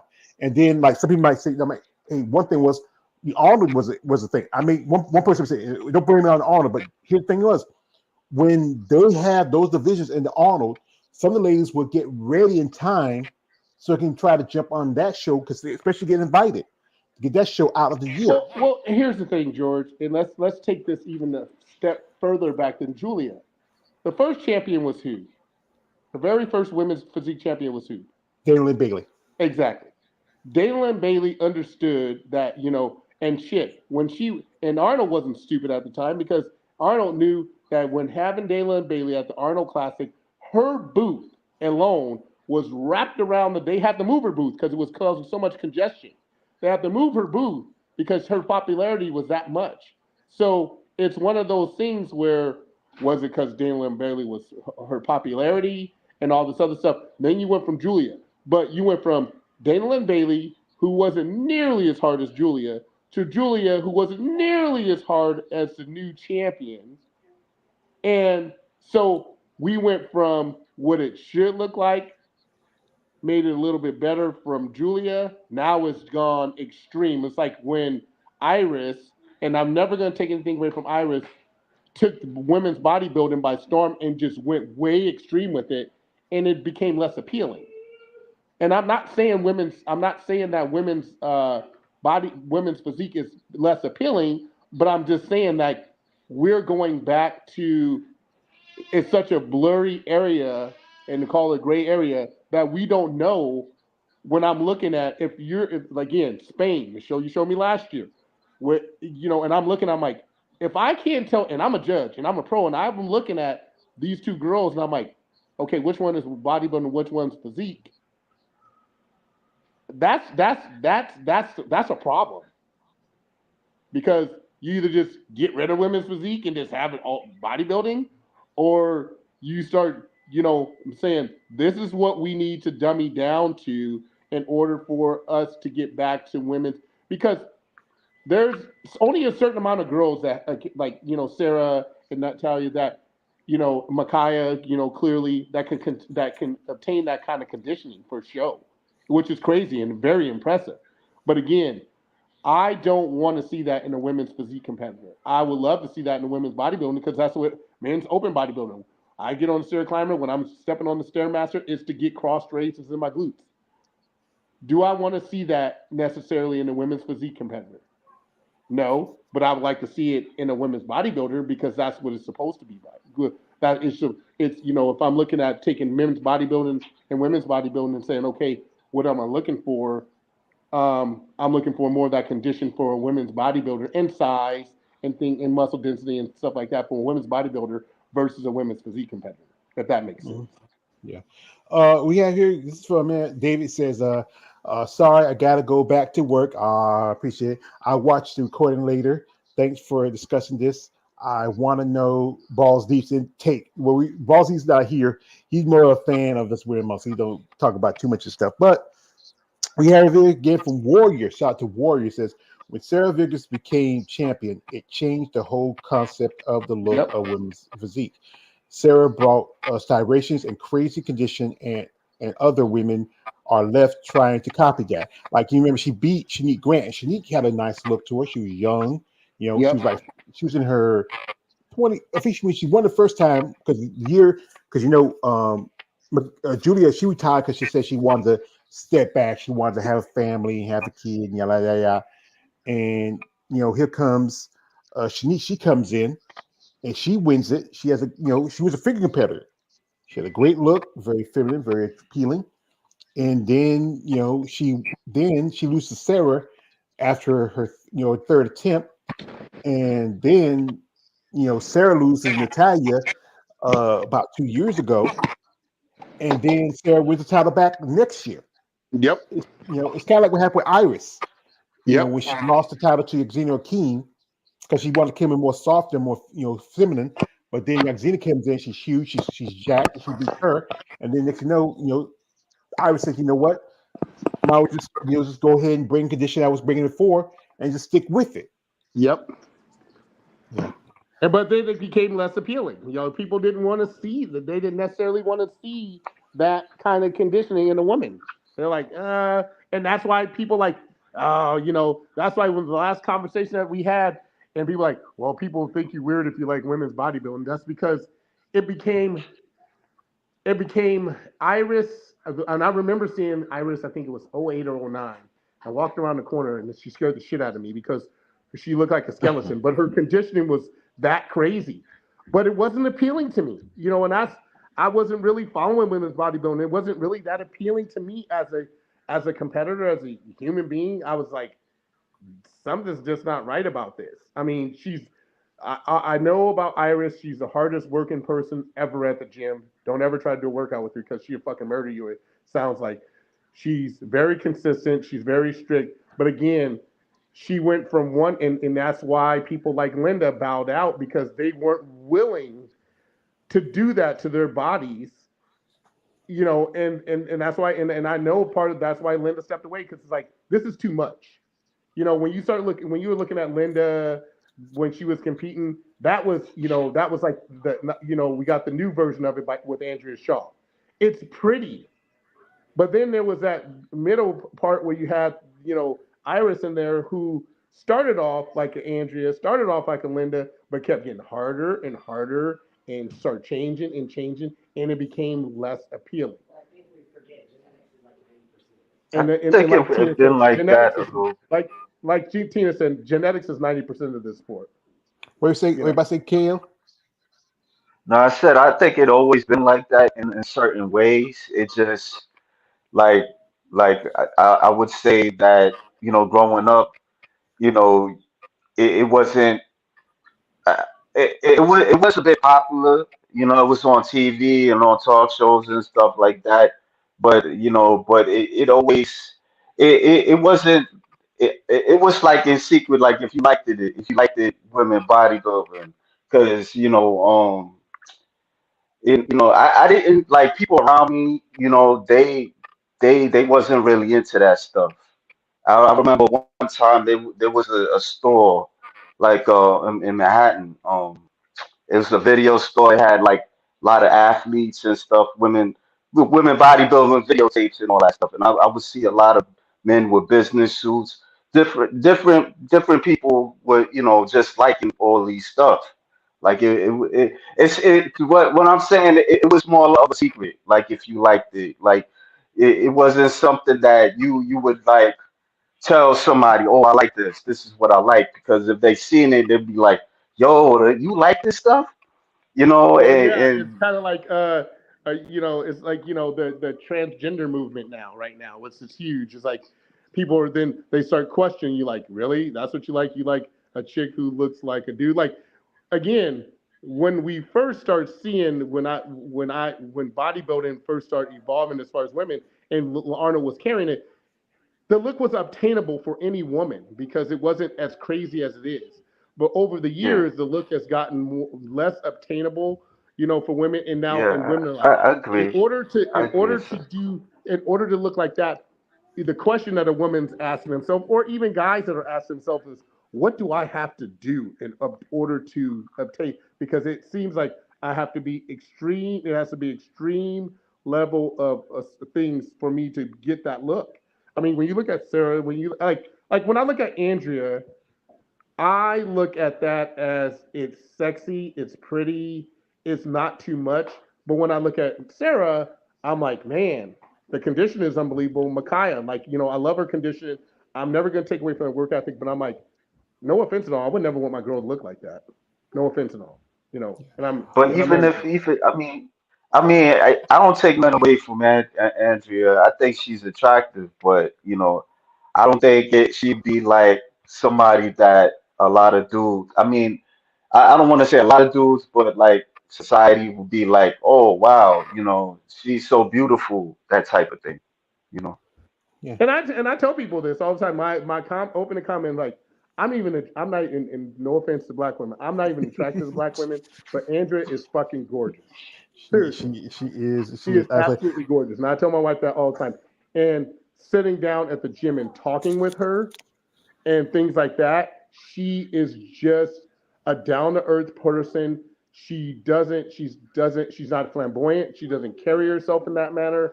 And that's what, and part of that, is people look at people and until somebody opens their mouth, and that's what's sexy about her. Is her persona, the way she carries herself, the way she speaks, the way she acts. All those things are what makes her attract and makes her a great champion. And she's But a real great talk, ambassador of the sport because when you're a champion and you know that people are not are snipping at your heels, why would you, hey, Angela, yo, why don't you come train with me? Why don't you come work out with me? Hey, Ashley, why don't you come over to this category? She's inviting girls. She's inviting girls and she's hoping girls will come over to this to make it competitive so that way they can hmm, compete wait, wait. and He well, he's out. He's back in a bit. But I do have this. This is from the women's bodybuilding edits, and it's a picture. It's um you have right there. You have Michaela Aycock. You have Iris Kyle, and you have Sarah Vilgas, and they kind of really, if you could drop Iris in Physique right now, I don't know. Could she hold her own? That's the debate. I mean, and I know that Michaela has evolved from what she was as a physique competitor. Could she still hold her own? Because she's short. It's debate about how these ladies look over time. You know, What's Iris Girl height? I think I was like Iris maybe I think she's like 5'4", maybe 5'3". 5'4", Yeah, Wow. and Michaela, she's like 4'11", 4'11", and I know I think Mhm. Sarah's like maybe 5'6", 5'7", maybe 5'5". maybe. Yeah, she's kind of because she has that more leaner athletic build. But shout outs to the women's bodybuilding edit. It's just like I said again, it's up to the judges, it's up to these competitors. If the women in physique feel like, okay, I don't feel comfortable in this competition, go ahead and drop out, move on. Or like I know some ladies go to other organizations where you know they can do pretty good. Like there's a PCA. They just started up their physique division. I know a lady with Envy a while back. She's over there now. Um, you know, if you like I said again, if you feel like that you're not doing so well in the division, you can either move out or move up. That's the two chances you have. You feel like it's not your sport anymore, then just move out. You feel like, I'm evolving past this division. maybe I should just go ahead and go up and see how I do over there. Here we have here from man Warrior 2000 says Sarah Vegas, I would say, is the Kim Savetsky of the women's physique. She brought the extreme muscle condition of the sport. I would say, if I break it down like this, I would say Julia McCarr is more like Kim Savetsky, and Yes. yeah, Sarah's I would, more like Iris. yeah, I think yes, Sarah's more like Iris. And I would say Julia McCarr is kind of like she's the first. Not Julia. Damon Bailey, she's like first. She's kind of like Rachel McLeish, and then you throw in you know I would say Shanique Grant's like she's more like Linda. You Well, know. and again, you got to understand, like, the very reason that women's physique was brought into the NPC and IFBB was for what reason? Because there were certain girls, and I remember, and I told people this, and I remember it was South Carolina Junior USA's Dana Lynn Bailey. I said the year that she came in second at women's figure, I said, when this category comes out, mark my words, she will be the first women's physique competitor, champ pro. Because it again, why did that happen? Because you had bikini and you had women's figure. You didn't have wellness and you didn't have women's physique. So they had to create this, and then it evolutionized big time because guess what? They got rid of women's bodybuilding. So then you had to have something for these girls, and Dana Lynn Bailey became the standard because she couldn't do figure because she was too hard. So she had to do women's physique, and she prospered for a moment. It's just like the can't remember the guy with the cornrows who was the first ever men's champion in men's physique. But fuck, men's physique, I just looked at pictures of a show that I just watched this weekend, has evolved into something even bigger. Men's physique is one of those class where you see when the first champion, Dalen Bailey, and I can't remember the light skinned guy, he's from Texas, Steve Kuko's boy, and God, what's his name? But this sport has evolved. It has evolved into something different. But the difference is all those women men's physique guys are looking the same. All these women physique girls are, and that's a category of its own. So most physique guys, no offense and all, they ain't got very big legs. They're aesthetically pleasing, got tiny waists, huge lats, unbelievable chest, abs. Got that Abercrombie and Finch fucking look there going on there. Whereas the women's physique girls, when you look at them, there's clearly, and again, if it's confusing to us, imagine how confusing it is to the average person who don't know shit about this sport. They're like, what are we really looking at? Because they all look the same, right? Seriously, think about it. What are we really looking at? Why do they have two different categories? Because all these girls look the same or somewhat the same. You can't look at a men's open. You can't look at me and look at a classic physique guy and say we look the same because we don't. Because I'm about 30 or 50 pounds heavier than them. But you can look at a women's physique competitor and a women's bodybuilder and sit there and again, yes, look, see, Ashley Jones. If she look, that is not Ashley is not. Look at her quads compared to Natalia. That is not a women's physique competitor. That is a bodybuilder. That is a bodybuilder. Ain't nothing about her body. I don't know who even told her to do women's physique. If this girl was a former champion a year ago, and you can't even place in the top five at the show, like you said, George, it's time to move. And fucking, I mean, no offense and all, your coach is horrible if he doesn't tell you that. The judges are terrible if they don't tell you that because the common denominator is look at if you put and now throw a picture of throw Sarah in there with Natalia and her. It's like, huh? Now you put Ashley Jones next to the girl who won the New York Pro last year, or Julia Wetzel and all this other stuff, and then tell me what we're talking about. She's a bodybuilder and she's gonna smash some girls. I'm gonna tell you that right now. She's going to smash some Yeah. girls. Well, like I say, we got I think another 3 weeks till the New York Pro. Um, we can only hope to see. As you said, I think I know Ashley, Lavinia, Natalia. I think Julia said she might want to do it. I don't know or Yeah, not. Julia said she's doing it. Remember, I told She's you. gonna, Yeah, she announced it right after she lost at the Triple O. but then she just wanted to show the Van Isle show. So she's gonna. I don't know. Maybe she might change her mind because what's the point of just going there and then you already She got won your the Julia qualification? Wetzel won what show? Yeah, yeah. She won. This is the show. She won the Van Isle show. What was the was a couple of weeks ago. This is the lady she beat right here, who I interviewed a while back. She won the show in Vancouver. Is this a O qualifier? Yes, old qualifier. Then she probably won't do it. I mean, what's the point of doing it? I mean, it doesn't make any sense to do the show. Yeah, But because we so it was did. only two competitors. It was her and the other girl. That was it. No, it was supposed to have been six, but one lady had to drop out because I just talked to her a while back. One lady she dropped because she couldn't get in because of her a visa issue. It Yeah, was actually, let me see if I can find pull it up here. It was six because we did I got a chance to watch the live stream yeah. because excuse me, I my friend Eunice, he sent me a little donation to help me out. I appreciate that from Eunice. And let me see if I can pull it up.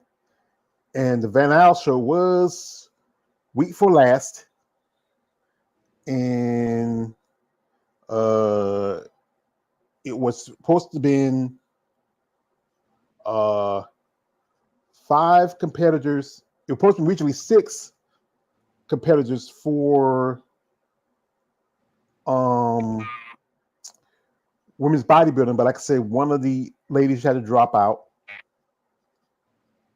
because of visa issues, and it was only three ladies for Physique. I'm trying to find it. Let me see if I thought I had it down here. Give me a minute. Let me see if I track back. I might just go to Julia's webs on G. Let's see. Let me see. Mules. Let's see. There we go. She should have some pictures from that show. To me, I think. Wait a minute. Wait, yes, she should have some.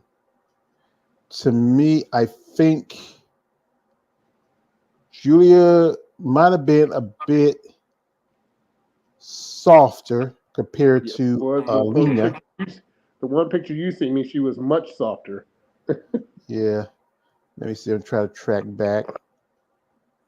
And I felt Lena should have, to me, in my opinion, maybe just my opinion, I think Lena should have won that show. She looked like she had the better conditioning. But I think one thing I think I think she was small in the legs. But I'm gonna pull up. Let's see. Here we go. Here, I'm going to. It should have some pictures and a video. All right. Give me a sec. I should see here. I thought they had a video of Julia, but they don't. No. So here we go. I'll pull up here. This is her in the center. All right. Yeah, she's got the size, but it just seemed like uh, she just wasn't in condition. Yeah, not like she was to Triple O. Yeah, I think maybe the travel from to the States to Vancouver might have took something out because I think sometimes she has issues every so often. She says that remember when she had New York, she said she didn't Yeah. come in as conditioned. Yep. I think she said she was sick. But the lady, her name is Lena Batak, who I interviewed last year. This is Lena right here. Lena was second. She, Really.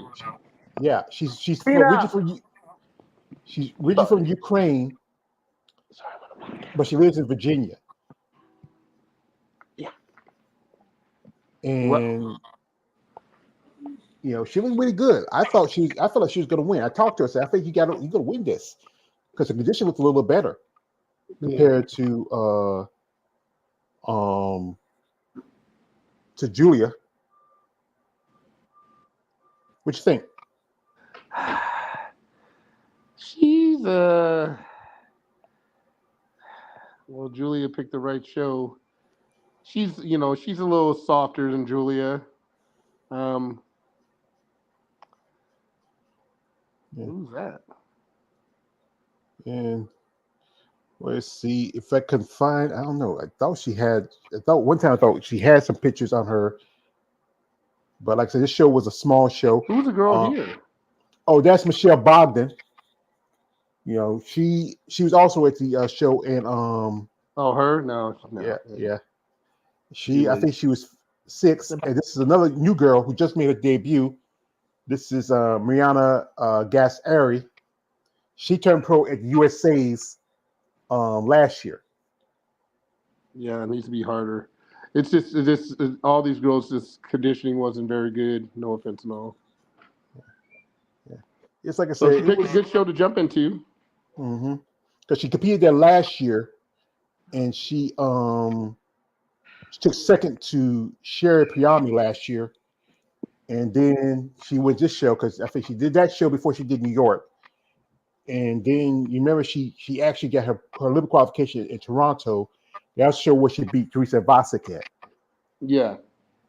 Yeah. We got here some comments before we head out. We got here. This is from uh man. Roy Perkins says Nina should have won. I feel like she should have won. But like I said, I'm a fan, not a judge. But shout out to all the athletes. Thank you, Lawrence. And also he says this the results was better than Julia. Delays to me is the both the same. Yeah. I think what it is with Julia, she just had a little more size Yep. The other girl compared seems a little to taller than Julia. yeah. And I think that could be a difference. So only thing that really could be done for women's physique is to either the judges need to settle for the criteria that's supposed to be set in stone. But it seems like it's not set in stone. It seems like you can chip away, change it every so often. If someone like Sarah Vilgus, who looks more like she should be, she's shredded to the bone and should be over women's bodybuilding, but because she's not going to put on the size, and they're always going to say, I don't want to feel less feminine. But Well, and again, here's the problem. Every year at nationals, they have this symposium. Like when I went to league called the Rookie Symposium for judges. Well, they used to anyway. So all these judges, have this deal about what are they changing for this year for 2024? What are they changing? What should you be looking for, et cetera, et cetera. They need to do something like that, or they need to send out to all these people who put these applications in for these shows every year. Hey, these are the new rules. These are the new guidelines. Make sure your head judges have a because we always have a meeting before the show starts. To talk, for all the judges to talk. Says this is what we're looking for this year. They want this look versus that look. So if a girl goes to a show, and I've dealt with this in Minnesota when I was a test judge there, where we send the athletes who should not be going to a national show and get smoked and then looking at us like, well, why didn't I place good? Well, you didn't place good because some of these judges had, me being a national level competitor at the time, I knew what they were looking for. And some of these local judges who are just judges who don't really know shit of what they should be looking for and send these athletes to just to get disappointed is the problem. So you have to have a good promoter, you have to have a good head judge in order to make sure that these athletes know when you're picking them. Because here's the thing, like Chris and Chad says, after the show, you're able to go up to the judges and have a conversation with them. I'm very transparent and honest with people when it comes because I knew as an amateur, a lot of judges were blowing smoke up my ass and wasn't telling me what I really needed to hear versus what I really wanted to know. So I felt as a judge, if I ever became a judge, that I would be transparent with every athlete. You either like what I say or don't like what I say, but I'm always going to be honest with you at the end of the day. Because then that gives you an opportunity to go back and fix what you need to fix or improve, pretty much improve on what you need to improve at the end of the day. Because for me to sit there, like I remember a judge says, bigger dose. And me and my coach are looking like, what the fuck? One judge in particular was like, you need a bigger back. And I'm like, what? My back is pretty goddamn big. So I'm like, Really, that's the answer that you're giving me? And so it's frustrating as an athlete to get for judges not to be transparent and authentic with these athletes. Don't just tell them what just to give them some bullshit answer. Be like, look, if you would have brought this in, here's a prime example. I did the All Star show for Chris and Chad. There was a super heavyweight and a heavyweight. And I looked at the guy, and I went up to him at the bar. He was with a group of people, and I said, "You know why you won this show? Because you fought harder and you wanted it more than the super heavyweight. Super heavyweight started posing like shit, started kind of giving up, and I go, the difference was your confidence in this, that, and other versus the other guy. It was just that's what it was, So yeah, I had a client who wanted to do women's figure, and I looked at her because she has came to me like 2 or 3 weeks out from a show. I go, here's the deal. I won't put you. I said, if you want to do the show, you can do the show, but I won't put you in women's figure. You're more of a bikini competitor. Guess what? She placed second. She would have did win in the figure. The girls, because I was a judge at the show as well, she would have got her ass smoked, and that's the difference. And these people have to be authentic and transparent with these athletes and be like, look, and that's the same thing with the judges and the higher the powers to be. Who are the judges that sit here and says, this is the standard in which we're going? There's an evolution of sports, George. I just was watching the NFL go through this, and where the owners have meetings and says, how do we make the sport safer for competitors? So we have less injuries, so the athletes, that their superstar athletes get less hurt, less concussions, and all this other stuff. We got to sit down and even the fields. This year they're discussing whether they're going to AstroTurf or they're going to natural grass or they're doing something different to make sure that their product does not get hurt and stay on the field. In order to produce the best product out there and get people staying involved and want to compete in this sport, you have to set a rule in which these people says, okay, I know what I need to do. I know what the guidelines I need to do to be a women's physique competitor. I know what the guidelines to be a women's bodybuilder, and they can't be the goddamn same. They have to be different. So then the girl goes, okay, I know what I'm getting myself into. I know what I need to do. Now do it. And hopefully when they get on stage, they're rewarded for it at the end of the day. Mm-hmm. Well, we got some comments before we head out. This is from a man, Lawrence Person says, yeah, I agree. Big shout out to Julia. Also my brother, XA Gucci 23 says, salute George and Chad. Thank you, brother. And also this is from Ashley Jones. I mean, from Warrior 2000. Ashley Jones will win the New York show. Calling it now. Hey, I said it first, buddy. Well, I'm going, like I said, I think if my budget's not too bad, I'm gonna try to watch that show. I'm gonna check it out, because I was talking to some ladies that they might be, who are pretty impressed with Ashley. She has that overall look. I think you said she has that more of that classic throwback to women's bodybuilding, than the women who are it now. But it's not up to us. We're just the fans. It's up to the judges. And if they stick with the criteria for women's bodybuilding, Ashley should do good. So Natalia, who looks like she has, people have to understand, Steve likes size. I'm telling you, I know he doesn't judge his own shows, but he's going to like Ashley's look. Every show that Tina's done and Steve has judged, she's placed very high because Steve has a certain criteria that he likes when it comes to men's bodybuilding and women's bodybuilding. I know that for a fact. well, he's married to one of the women who changed the sport. That's Bev Francis. She totally changed bodybuilding when she came in, and I think she had a great physique. She had a great lines. Would she stack up well against the ladies today? Probably not. But that's another debate for another time. So, folks, I know I was hoping more people come here because you know what? I set this thing up. Hey, I want you to come on. But the fact is, I do this because I like to do this. But if you don't want to come out, I'm not going to make you do what you want to do. This is about your division. If you feel like you have an issue with it, say something. If not, here's a tissue. You can go in the back room and cry. That's why we talk about this stuff. And that's why we want to hear from competitors. You know what? And every time I have someone reach out to me and say, can you talk about this? Okay, I'm talking about it. But if you want we talk about this, be a part of it. Like I said again, where was lady who sent me stuff, she was talking, said, George, I'm talking with a fan. That's why I'm a fan. I'm not an expert. I'm not specialized. I know this from stuff I've been following since I've been following the sport, but I'm not an insider. If you feel like there's there is an issue with how the judges are doing, how they're placing competitors.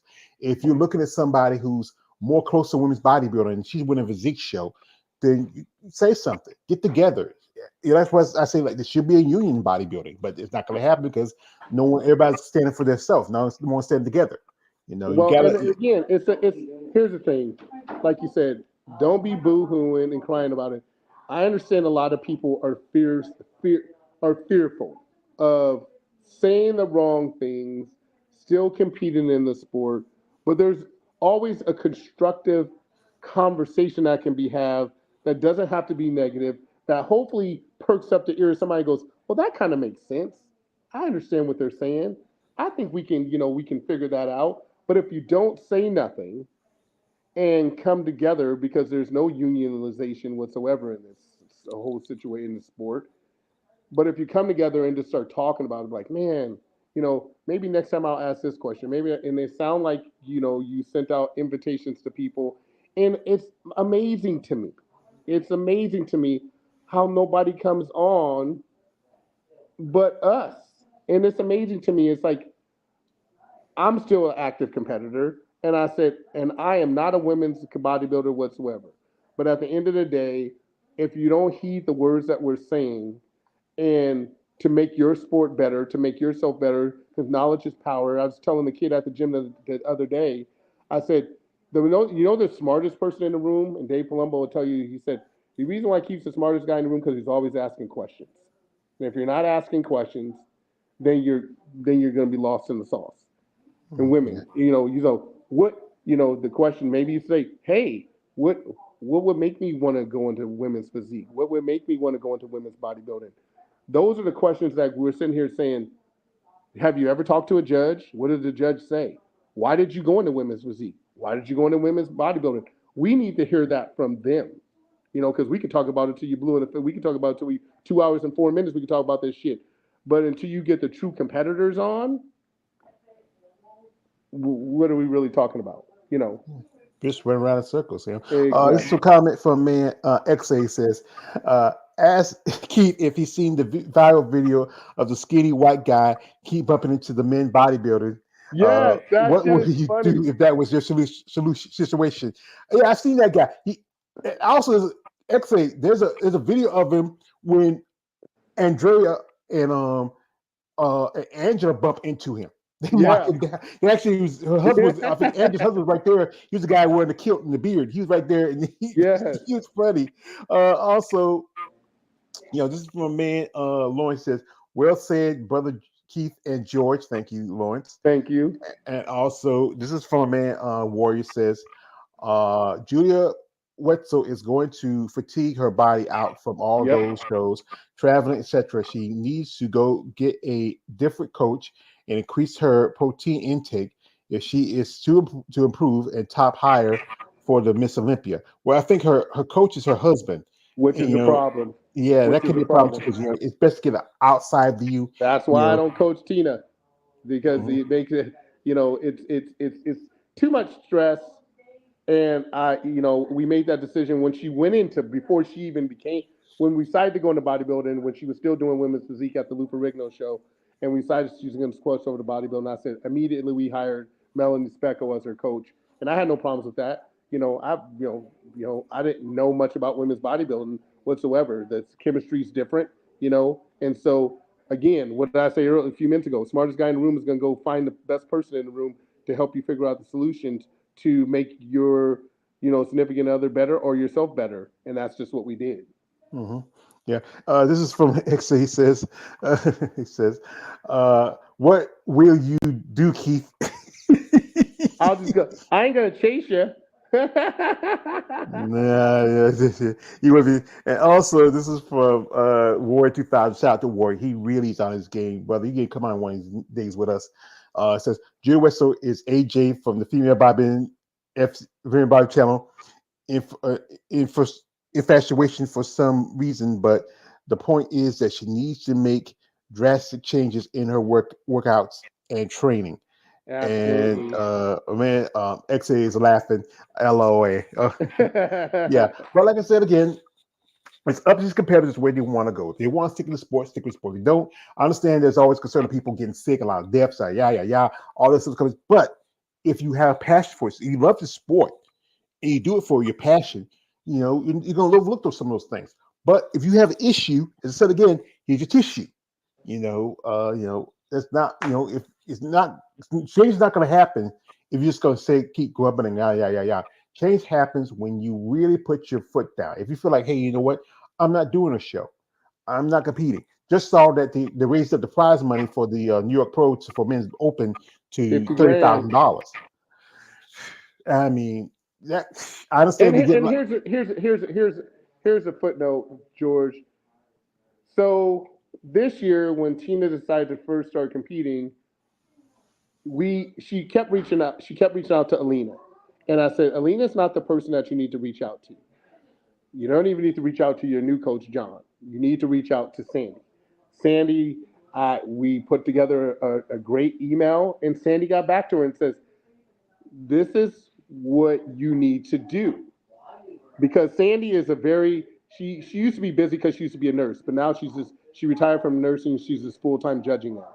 So I think she has a lot more time to get back to people, and I know she gets onslaughted with emails.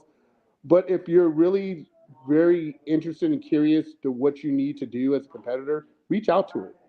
Reach out to judges. Reach out to Steve. Reach out to Tyler. Reach out to these people. That's what they're there for, to answer your questions. That's what you pay for a pro card for. That's what you pay for an NPC card for, is to reach out to these people and get their feedback and answers so that what lane you need to be in and what you need to be doing to make yourself a better competitor every year at the end of the day. Well, that's up to them. You got to put in the work. You want anything, if you want anything worthwhile. So, Exactly. folks, I like to get my big brother here. He's getting ready. He's going to be going in the month, the end of the next month to Detroit. show in Detroit. And I told him the rules. You know the rule. I keep telling you that. You got a wife. Be happy with your wife. Don't touch her. I tell you, don't touch her. I might come over to Kansas. I might drive. I might be a long drive. I ain't flying. You see a short fat man knocking the door. I said, "Sorry, piece of Keith. I told you not to touch my girl. I told you not to touch my girl." But I'm gonna be calm, God. He's my brother. I love him. We just picking Love on you each too, other. bro. You're just picking on each other. But but All we right, wish I you gotta best of go. I luck. gotta run Kansas to training, but I'll see you next week, brother. All right, see you next week. All right, bye. All right, peace. So anyway, I'd like to thank my man B. Keith Williams coming through. I'd like to thank my man KL the Wanderer coming through. Shout out to him. Lawrence Perkins, thank you for coming through, brother. Thank you, XA23. Thank you, War 2000. Stephen Prey. Also, the Female Bottom Channel. They was here. Raheem Hamilton, you were here. He was here, excuse me. Also, David from Female Bottom Forum. We need all to get together one day. All of us. And I will say it again, to you competitors out there, you're the ones we're trying to talk about the subject. Come on board. Let us know. Give us your thoughts. Give us your opinion. I know when I post this thing on my IG, oh, you liked it. It sounded good. But none of y'all here. I understand maybe it's your schedule, but take a few minutes out of your day. All it is just I post the time and date on the in my IG. I post it in my stories. But like I said, I can't make people do what I want. I can't make people do what they need to do. It's up to you. My brother Execution, he's the last man. Said like this. Thanks for the stream, brother. Appreciate it, man. Execution, we get back together. We need do another MMA talk live stream. Whenever we have something to talk about. May have nothing to talk about right now. We just had a couple of fights over the weekend. Nothing big. Usually after the big pay-per-view, nothing really big is going on. We might talk about maybe once they start up the Tough and see how that do. I'm not gonna watch it because I don't have cable. I got cable, but I don't really watch cable, like that, like I used to. But anyway, folks, I'd like to thank y'all for coming through. Appreciate y'all for coming on here. I appreciate your support. Share, comment. If you know a female competitor that competes in either physique, figure, or even women's bodybuilding, share this video with them. Tell them, hey, you know what? If you feel like you need a vent, you don't like one thing, you have to show your face.